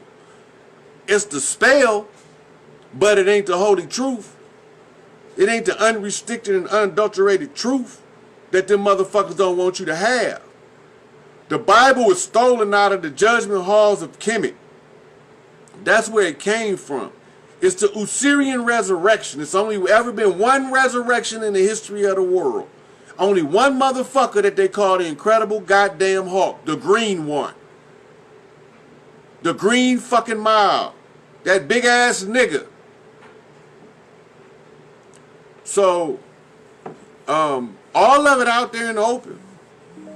And go back through, follow the facts. You're going to see that exactly what I'm telling you. Ashkenazi, Sephardi, and Khazars are Spaniards. Half-breeds because they call themselves Semites. They admitting to you that they half-breeds. Semites. They semi, half. Half what? Half original. Remember, the Yaqub story. Yaqub was an underminer, a supplanter. It told you in their name that they are supplanters. They underminers. They are the ones who steal the position and authority from another. They thieves. They tried to hijack using Jacob's ladder. I told y'all that. But that shit don't work on me. I'm the baddest motherfucker they'd never been up against, and they already knew I was going to have something in play for every motherfucking thing they tried to move. This is motherfucking 5th and 9th dimensional chess landing in the 3rd dimension. The shit easy here. The hard part over with. The shit easy. All y'all got to do now is say enough is enough.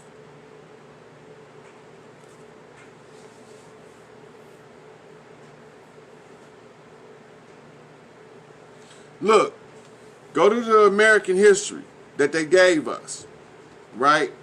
They tell it to you with misdirection.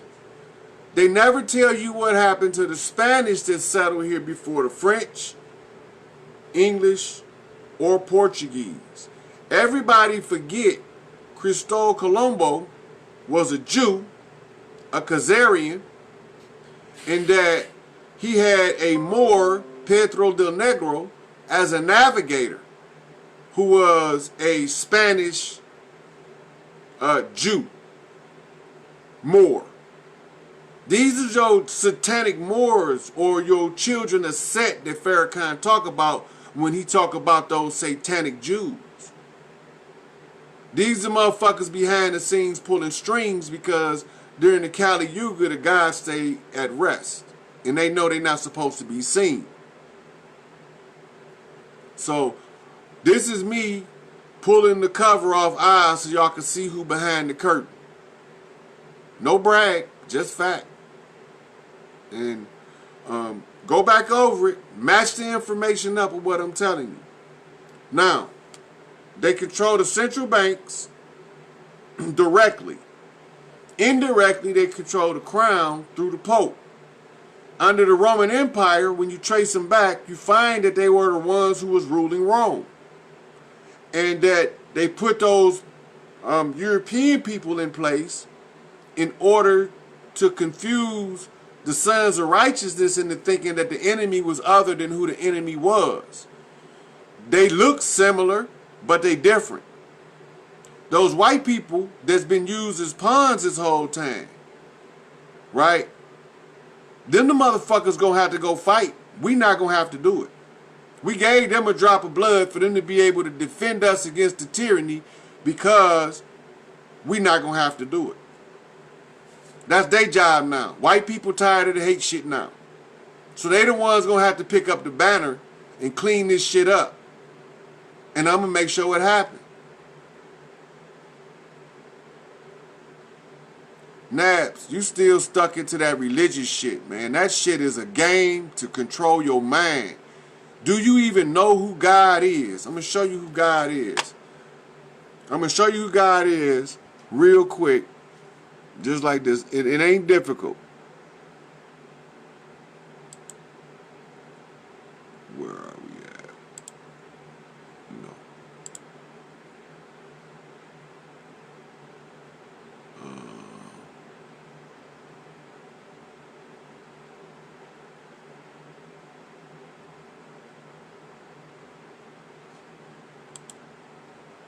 Look up 12 tribes of Israel. Right? Turn around so you can see. Now, when you say God, this word right here, that's who you calling. That's God. All of these 12 are represented by a central bank. And the lead central bank is this one. Now, I'm going to show you what I'm talking about.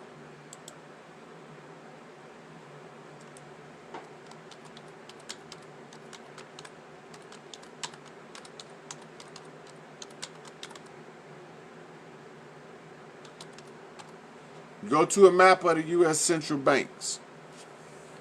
All right. I'm going to go back to Allah's Isis. They changed her gender. She was originally Alat. It was the queen of heaven and earth. Now look. I'm going to pull up this picture. I'm going to show you the 13 banks.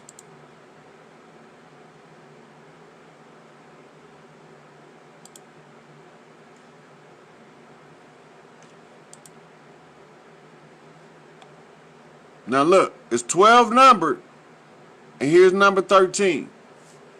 It's 12 of them numbered, and that's number 13 right here where the star at, in D.C. Right? They broke, now originally the 13 colonies was over here on the coast. Right?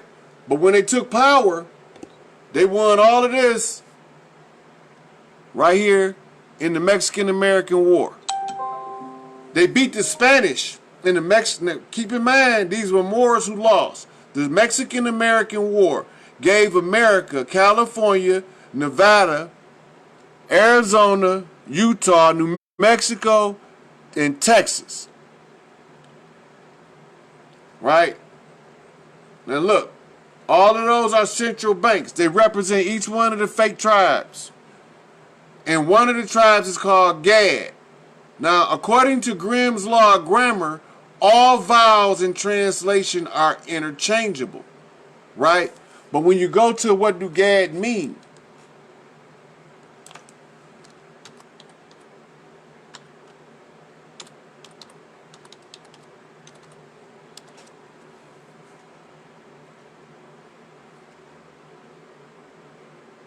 Look, late 15th century euphemistic alteration of God. I'm telling you, these motherfuckers keep y'all so goddamn tricked. And then y'all look at me like I'm the crazy motherfucker for telling you. But now, let's go to the Wiktionary. Y'all got y'all trapped up in this word game. Don't fall for they bullshit. I'm telling you, look that. Every time they tell you something, look that shit up. Make that shit make sense.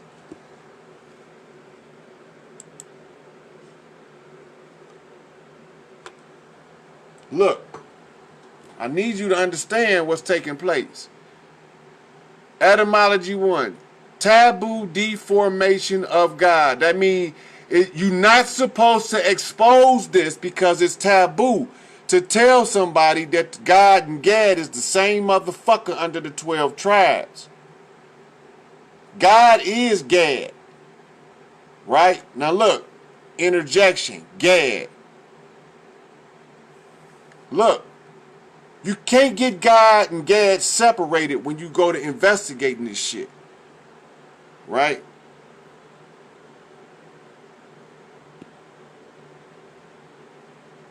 Now, when you go back to the 12 tribes and you just type in, go up here, type in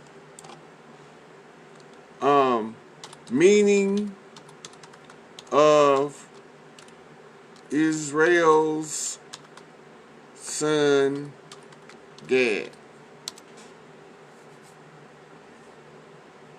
It's going to mean the exact same thing as Elohim. Gods, plural. It's in the Bible. Better yet.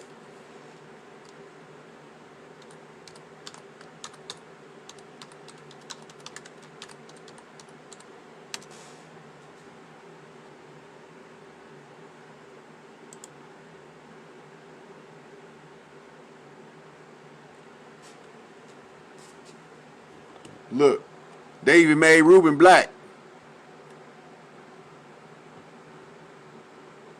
All of these Arab and Roman garb. But that ain't what I want. I want to show y'all the meaning of the name.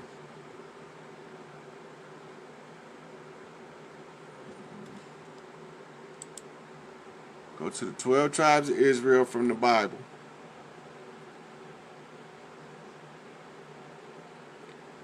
You're absolutely right, Maxine. The spell is in the spelling. That's where the trick is, in the words, in the language, right?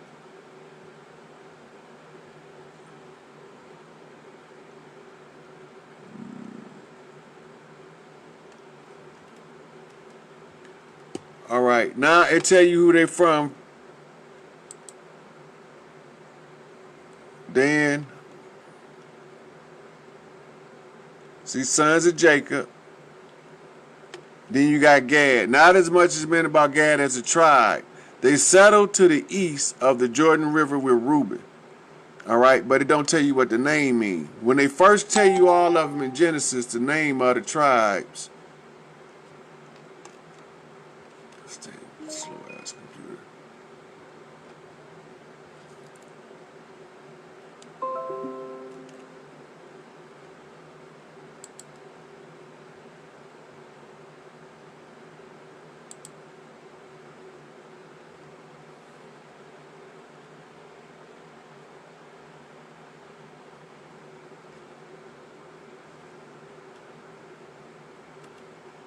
try something else.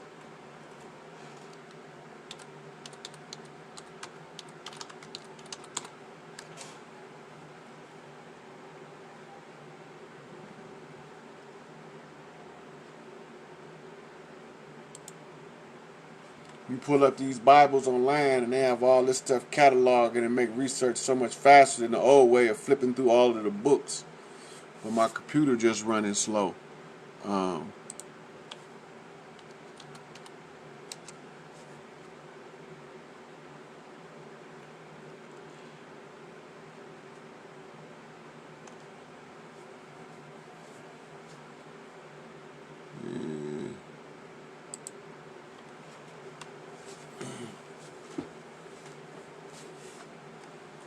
Let's see. Try another one.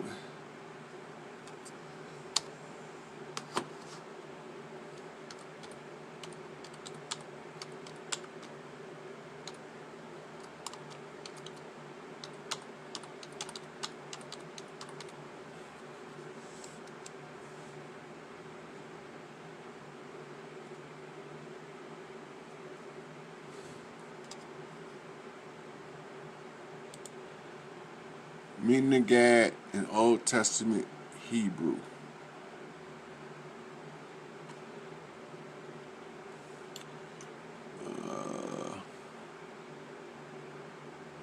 Seventh son of Jacob, founder of Israelite tribe called Gad. Gad is Hebrew word for coriander. There was also a pre-Semitic god of luck and fortune called Gad. That's not what the Bible said it mean though. They tell you what it mean in the Bible. I just can't find the verse.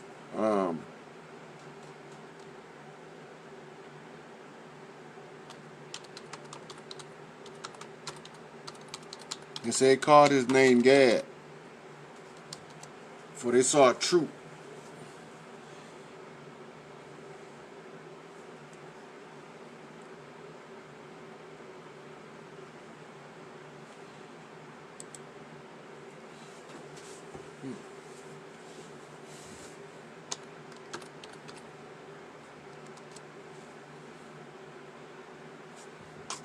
Genesis 30:11. Here we go. His mama Leah named him. Watch how she named him, and it'll tell you what the name mean. Because they named people, according to events. Look what his name mean. And Leah said, a troop cometh, and she called his name Gad, because the name Gad mean a troop, a military contingent. So all the time they've been telling you about God, they've been telling you about your military oppressive force that they've been worshiping, called Kzarian Satanic Moors, who come out of the temple of Set. So just to give y'all an idea, so y'all know that I'm not making up this temple of Set situation, I'm going to show you some of the literature out of the temple of Set. That's not the right one.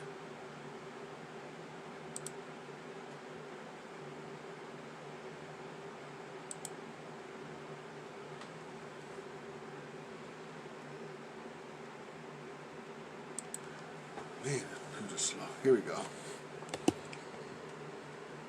Look at the symbolism. Where'd he go?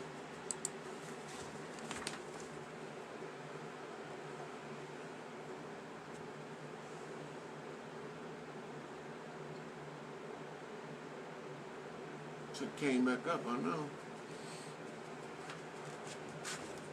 So your God that you've been worshiping is your oppressor.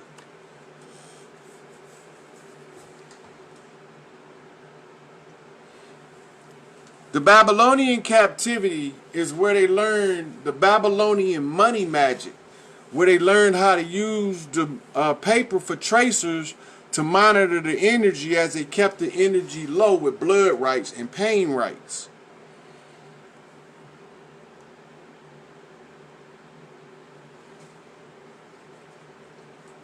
That's it.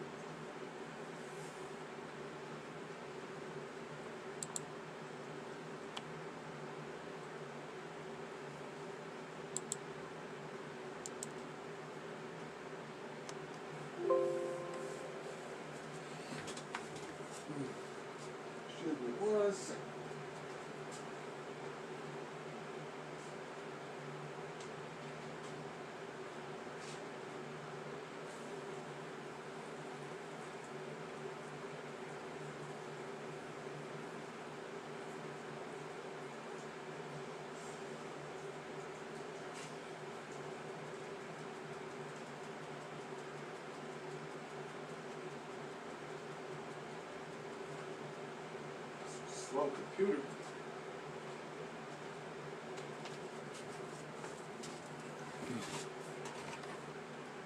I want y'all to see the symbolism on the cover. Once y'all see the symbolism on the cover,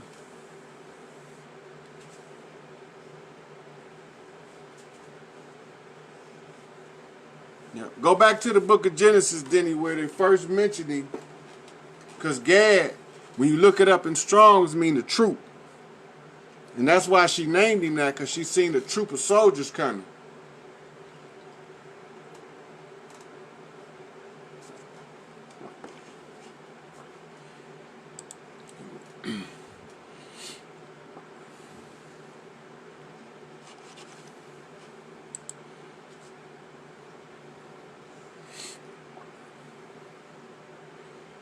Man, this thing's getting on my nerves, just slow running.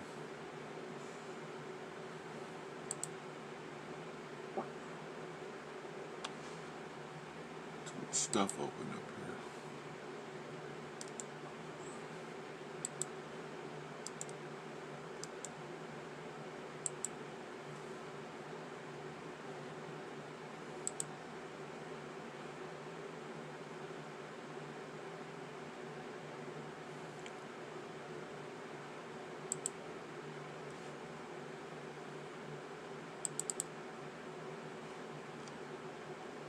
Maybe come up this time.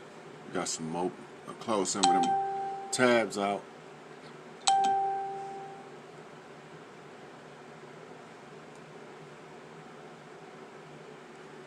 No. Come up.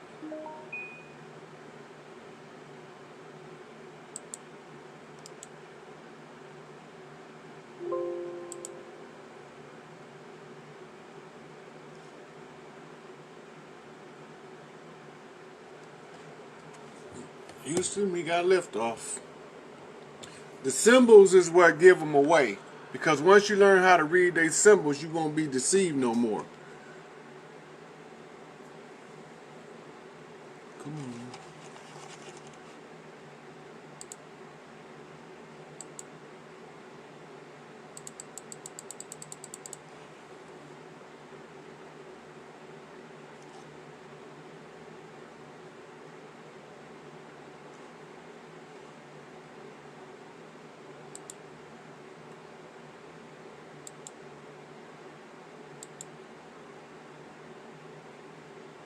Get it to run faster.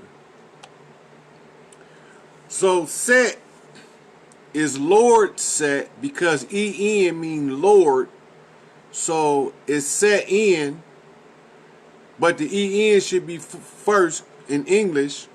It should be Lord Set, but the Semitic is right to left, so it's Set in, which is Lord Set. And that's who is the rule in the dark, in the Kali Yuga.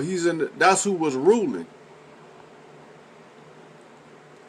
I can't get these to come up, so I'm done with the video. I was just going over, touching on this God thing, because people keep bringing up God. They don't even know they're talking about, in the system, they talking about one of the tribes of the so-called fake Israelites. Yeah.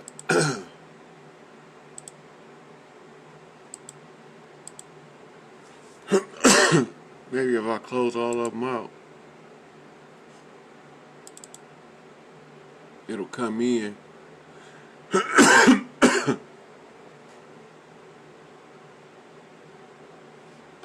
Here. Now look at these symbols. You see? The same symbolism. That's Anubis and Set.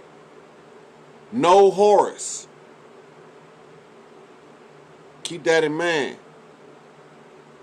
Right? Look at the 5-point star inverted. That's upside down.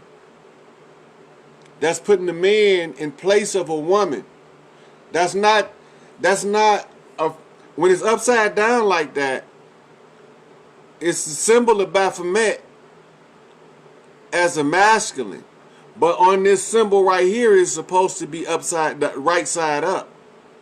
This one is telling you that somebody has been replaced. Because first of all, this is supposed to be Horus and Anubis. Whenever you see them, that's who's always together. But remember, Set was the imposter who stole the throne. Set was the supplanter, the one who supplanted the throne, remember? And Anubis is indifferent. Whoever is sitting on the throne, his loyalty is to the throne, not to the person sitting on it. And because he had the royal blood and he was sitting on the throne, he's not going to oppose him. Right? So I wanted y'all to see the symbolism. You see both of them got an aunt.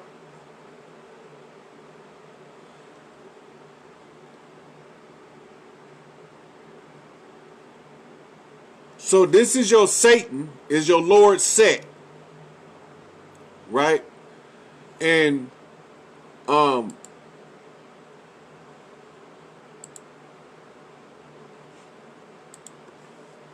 your Satanic Jews are your Kzarian, Sephardi, Ashkenazi Zionists who have a agenda to control the financial aspect of humanity in order to use humanity as their slaves. And they also control the educational system. That's why you go to school. A school is a Yiddish word, which is a Hebrew European fusion language, because the Europeans couldn't speak the natural Hebrew, right? So that's what that was all about. So don't be deceived. They exposed. We know who they are. From Hollywood to Bollywood and everywhere in the middle. From North Pole to South Pole. We know who they are. Ain't no escaping them. You know, they got to come to the table and play ball by our rules. We didn't play by theirs for far too long out of ignorance. Now that ignorance has been dispelled, we can set the record straight. And we get back to living like humans instead of like reptiles. Be mammals again. Pack animals. We ain't supposed to live every man for himself. We supposed to be our brother's keeper, our sister's keeper. And so, as long as we keep falling for their games, we gonna keep being a victim. I'm not finna be their victim. I'm going to get mine. Because that's the only way I can help y'all get y'all. Otherwise, I wouldn't give a fuck. I could have stayed where I was at. Them niggas didn't have to conjure me up for this shit. You know? So, when you realize what's taking place in the world, the rule of the devil is not only up. They got a matter of days to get my shit to the house. So that people can start breathing easy again. Motherfuckers don't want to be fighting war every time they turn around, sending their kids off to die.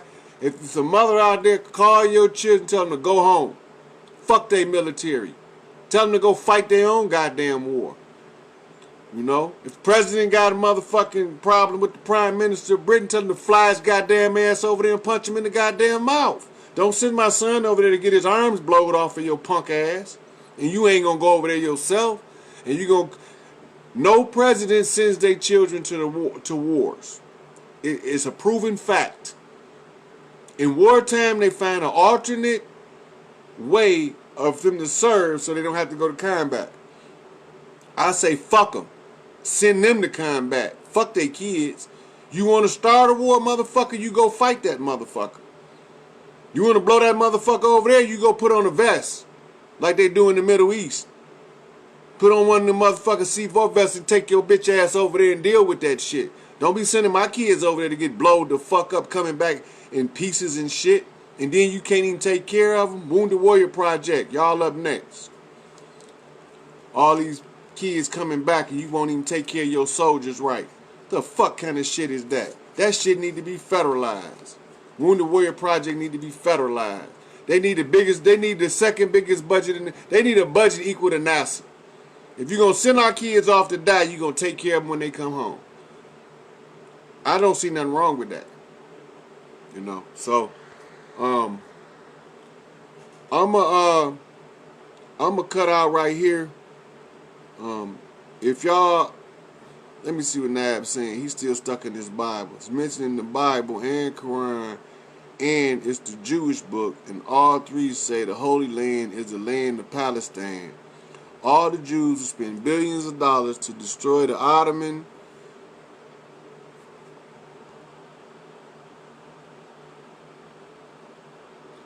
Empire so they could take Palestine, their Holy Land, easily. The people was, Ottoman Empire was not there. The Ottoman Empire was in Turkey.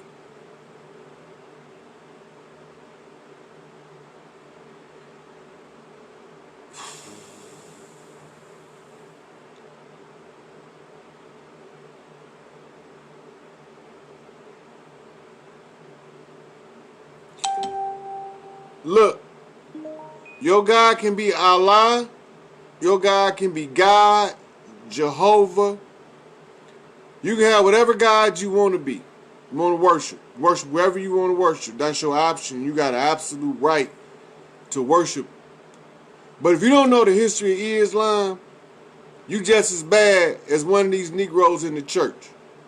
Because before Muhammad had to try to clean that shit up, Allah didn't exist. It was Allat, A-L-L-A-T. In order to take the moon goddess out of the equation,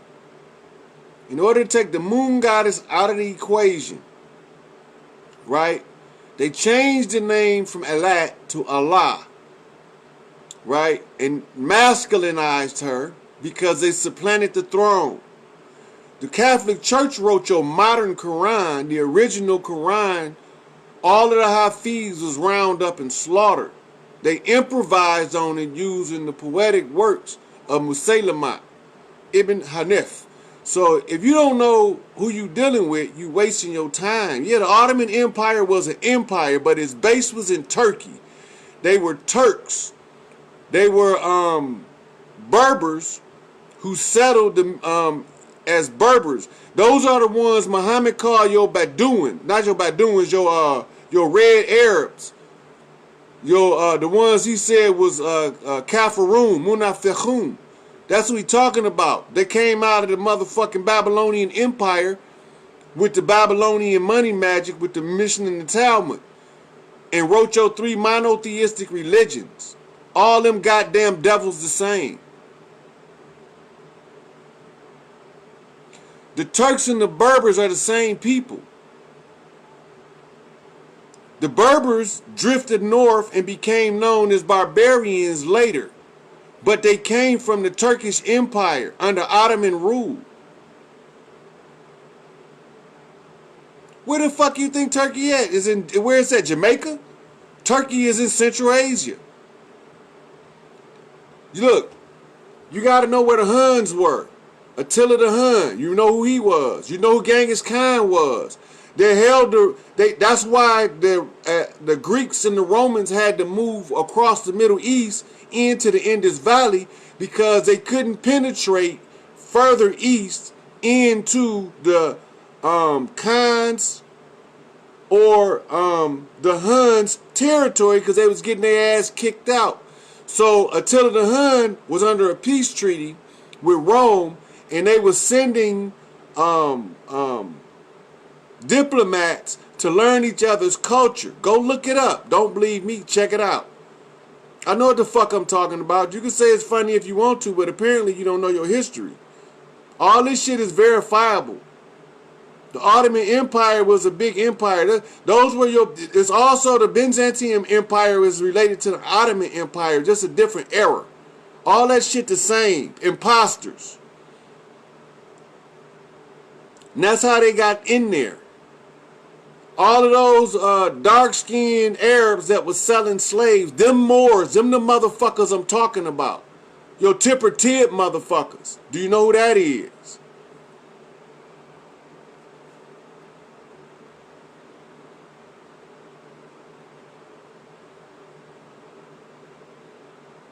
I just got done going over how Rome was started by those same Spaniard motherfucking Khazars. And you just got done telling me, no, it wasn't. Byzantium is Roman. All of them, where the fuck you think the Byzantine kings came from? Where they come from? From the Byzantine Empire, from the area where the Turkish Empire rose, all the way down into where we see Syria today. I don't know what history books y'all be reading, but y'all not keeping up.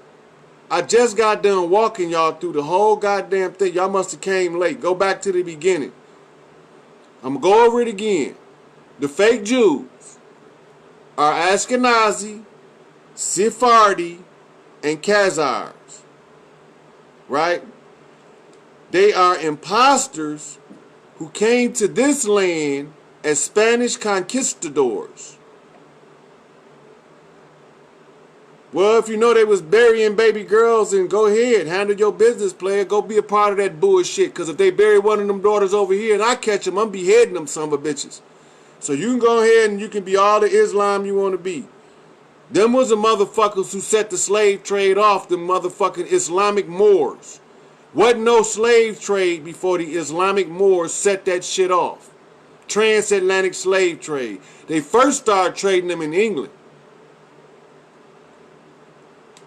Dude, what?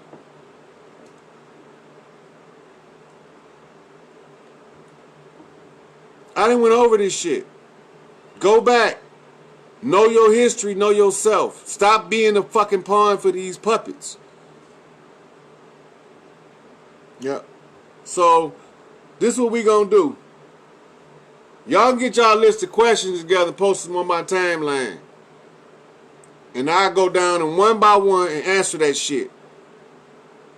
All this shit y'all talking about is what they call speculative history. The only thing you said, the only thing I done seen made some sense and that was accurate was that they was burying baby girls alive in Saudi Arabia. That's true.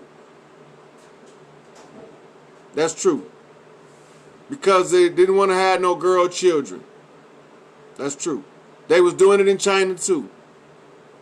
Orphanages in China was created from a place to throw away baby girls. That's true. I don't give a fuck. I'll tell they shit too. I'll throw they dirt out in the open too. All of them rotten motherfuckers. Anytime a baby is put to death for being a baby born and they didn't ask to come to this motherfucker, you're a rotten motherfucker. Islam, Christianity, Buddha, it don't matter. You don't abuse the children for the mistakes of the ignorant ass parents. So go back and get back in y'all books, man. Y'all reading misdirected information. They pointing you in the wrong direction, but they showing you the right picture. They're showing you a picture of the White House and they telling you it's the Senate building.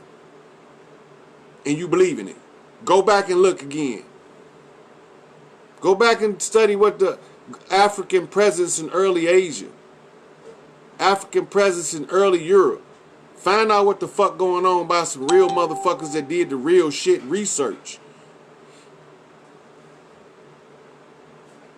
Apparently the Prophet Muhammad ain't stopped shit. They still over there burying babies and cutting their vaginas open and shit because they a girl. Muhammad ain't stopped shit. They still over there trading slaves right now. They sacking black motherfuckers that look like me over in the Sudan, Ethiopia, Saudi Arabia right now, making them work like they on a plantation. Don't tell me Muhammad ain't stopped shit. Muhammad just made it cleaner and prettier. He ain't stopped nothing. They still over there mistreating them girls. Still over there got them up in the black ass hijab from head to goddamn toe in 120-degree heat. And they call that fucking justice? Come on, man. Don't defend that bullshit. That's bullshit. You don't treat people like that. Mama told me you don't throw people away like trash, and I believe that shit. My mama ain't lied to me about nothing yet. All the motherfucking lying religious motherfuckers, your imams, your sheikhs, your prime ministers, your bishops, your rabbis, ain't all of them motherfuckers work for the same devil. And you can keep being a victim if you choose to. All of them the same. All of them gonna burn the same goddamn, the same. All them motherfuckers that's misleading them innocent people, they gonna get the same amount of motherfucking ass kicking. Make no difference in them motherfuckers. What we call them, Portia? Parasites? Motherfuckers sucking the blood out the people. That's wrong. Then they tell y'all, we're gonna put a president in office that's gonna make some changes for you and don't do shit. And you still think something that happened for you. And you still in the same position you was 25 years ago, and you think because the president changed office, some shit didn't change for you. All them motherfuckers ain't no good. If any of them was some good, they'd be to change some shit for the better. Ain't none of them no good. Sucking the blood out the people. What Noble Jew House leaders say they do? Fleecing the fucking flock. I say take all them some bitches out to the gallows, and I wouldn't put nobody up to do nothing I wouldn't do myself. So y'all take them to the gallows and give me the goddamn executioner axe. Fuck them. The same way they fucked you, fuck them. The same way they feel about you, fuck them. The same way they want to keep their foot on your neck, fuck them. The same way they want to take everybody's food out their mouth and hoard that shit, fuck them. You don't owe them nothing. They owe you. Stop acting like you owe them motherfuckers. They owe you. Mount up on your motherfucking horse and let's go get your shit. I'm going to get mine, and whoever come with me can ride. And we going to break bread together, build houses together, communities together, and all that shit. But we not fucking with them motherfuckers, because one of them come around, they going to get snuffed. Come around with that bullshit. How you gonna do people like that? That's fucking wrong. Got these goddamn motherfuckers in laboratories. They in laboratories doing research on your child. And you let them. You ain't no better than the goddamn enemy feeding your babies to them. No better than the enemy. You feed your babies to the enemy, you might as well kill your goddamn self. You in the fucking way, wasting oxygen and air that a real motherfucker could be breathing. None of them ain't no good. I done told y'all who are. I done showed y'all who the good motherfuckers been trying to get you out this shit. I done showed it to you. Now that I'm showing you the motherfuckers that you think was the good motherfuckers, now your motherfucking mouth got a bitter taste in it because you don't want to hear it. The worst thing on earth you could tell a motherfucker is the goddamn truth. The worst thing you could tell a motherfucker is the truth. They can handle everything except the truth. Soon as you tell a motherfucker the truth, you the problem. Infecting these good old innocent motherfucking mindless drones with truth. What the fuck is wrong with you, nigga? Kiss my ass. So, y'all go ahead and play with y'all Moors, and y'all can continue getting y'all nationality cards so y'all can stay slaves. And y'all can continue supporting this fallen government so y'all can stay slaves. I'm not finna be their slave. And I'm not gonna let them oppress nobody that don't want to be oppressed. But everybody that like oppression, more power to you.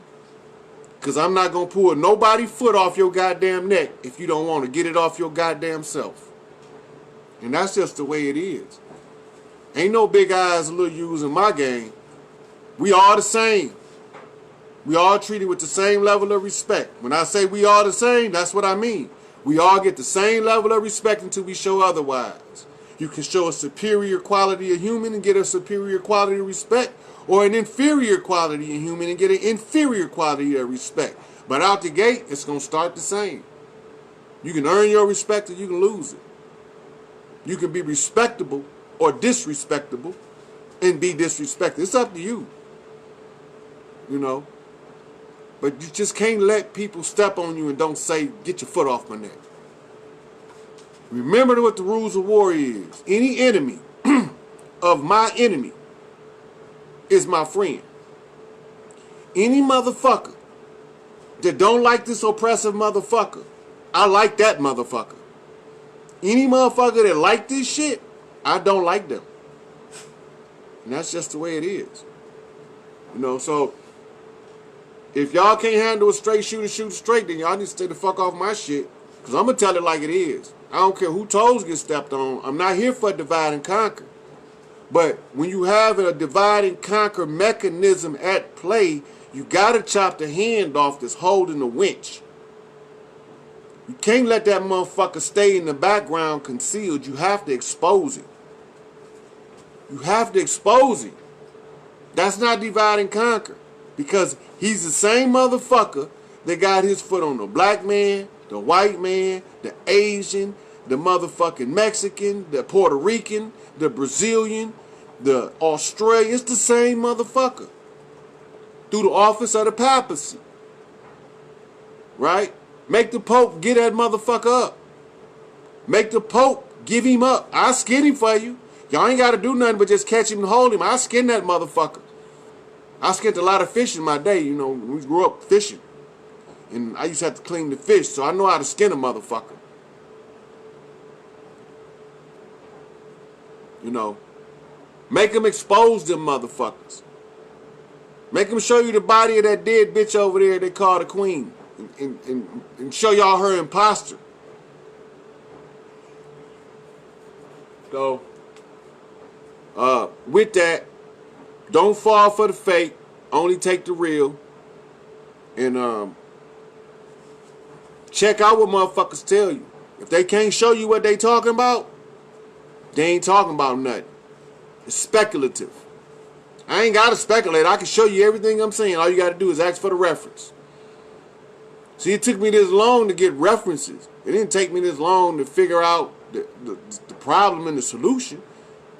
I had to find all of the pieces of the puzzle that was scattered. So y'all motherfuckers can get it raw and uncut. We are equal in respect. We are equal in respect. But we don't all have the same height, weight. We're not equal in that regard. But for the dignity of a human to another human, we come in with the same level of respect. We equal in that regard. You got pretty people and ugly people. You got internally ugly people that's externally pretty. And you got externally ugly people that's internally pretty. We are varying degrees of the same shit. But our level of respect comes out equal until you show yourself otherwise. No. So, I hope I gave y'all something to understand who those satanic Jews is Farrakhan talking about. I hope I was able to give y'all a little bit of insight into what Dr. Clark was talking about when he said exactly what is a Jew. And for the record, if y'all do a little research, y'all find out that in Europe, they don't call Israelites Jews. They call Moors Jews. And they got jewelry with black face on it called Moor jewels. That's why they call them Jews. Right? They used to be worshipped, and they fell from grace because they was on that bullshit. You know? Alright, so they ain't washing nothing. They contaminating your brain. If they was washing it, they'd make it where you could see what's real. Shit, I had to wash my own shit. I wasn't falling for the okie doke. But with that, y'all keep it up. Y'all, you know, keep your eye on the beast. I'm gonna make that motherfucker run. Because if I keep exposing his ass like this, pretty soon I'm gonna get exactly, all I gotta do is try like the bank, the papacy, and the crown, lay out they motherfucking shit, and I had a name of the goddamn motherfucker behind the scene. I already know who he is. But we got a little stuff that we gotta do. And thanks, Chanel. That made me feel good to know I was able to uplift somebody. And as far as all those imposters go, y'all fuck them. They can kiss my ass and yours too. And if you ain't got enough ass for them to kiss, I got plenty. So I'll talk to y'all later. Keep your eyes on the prize. Keep it moving.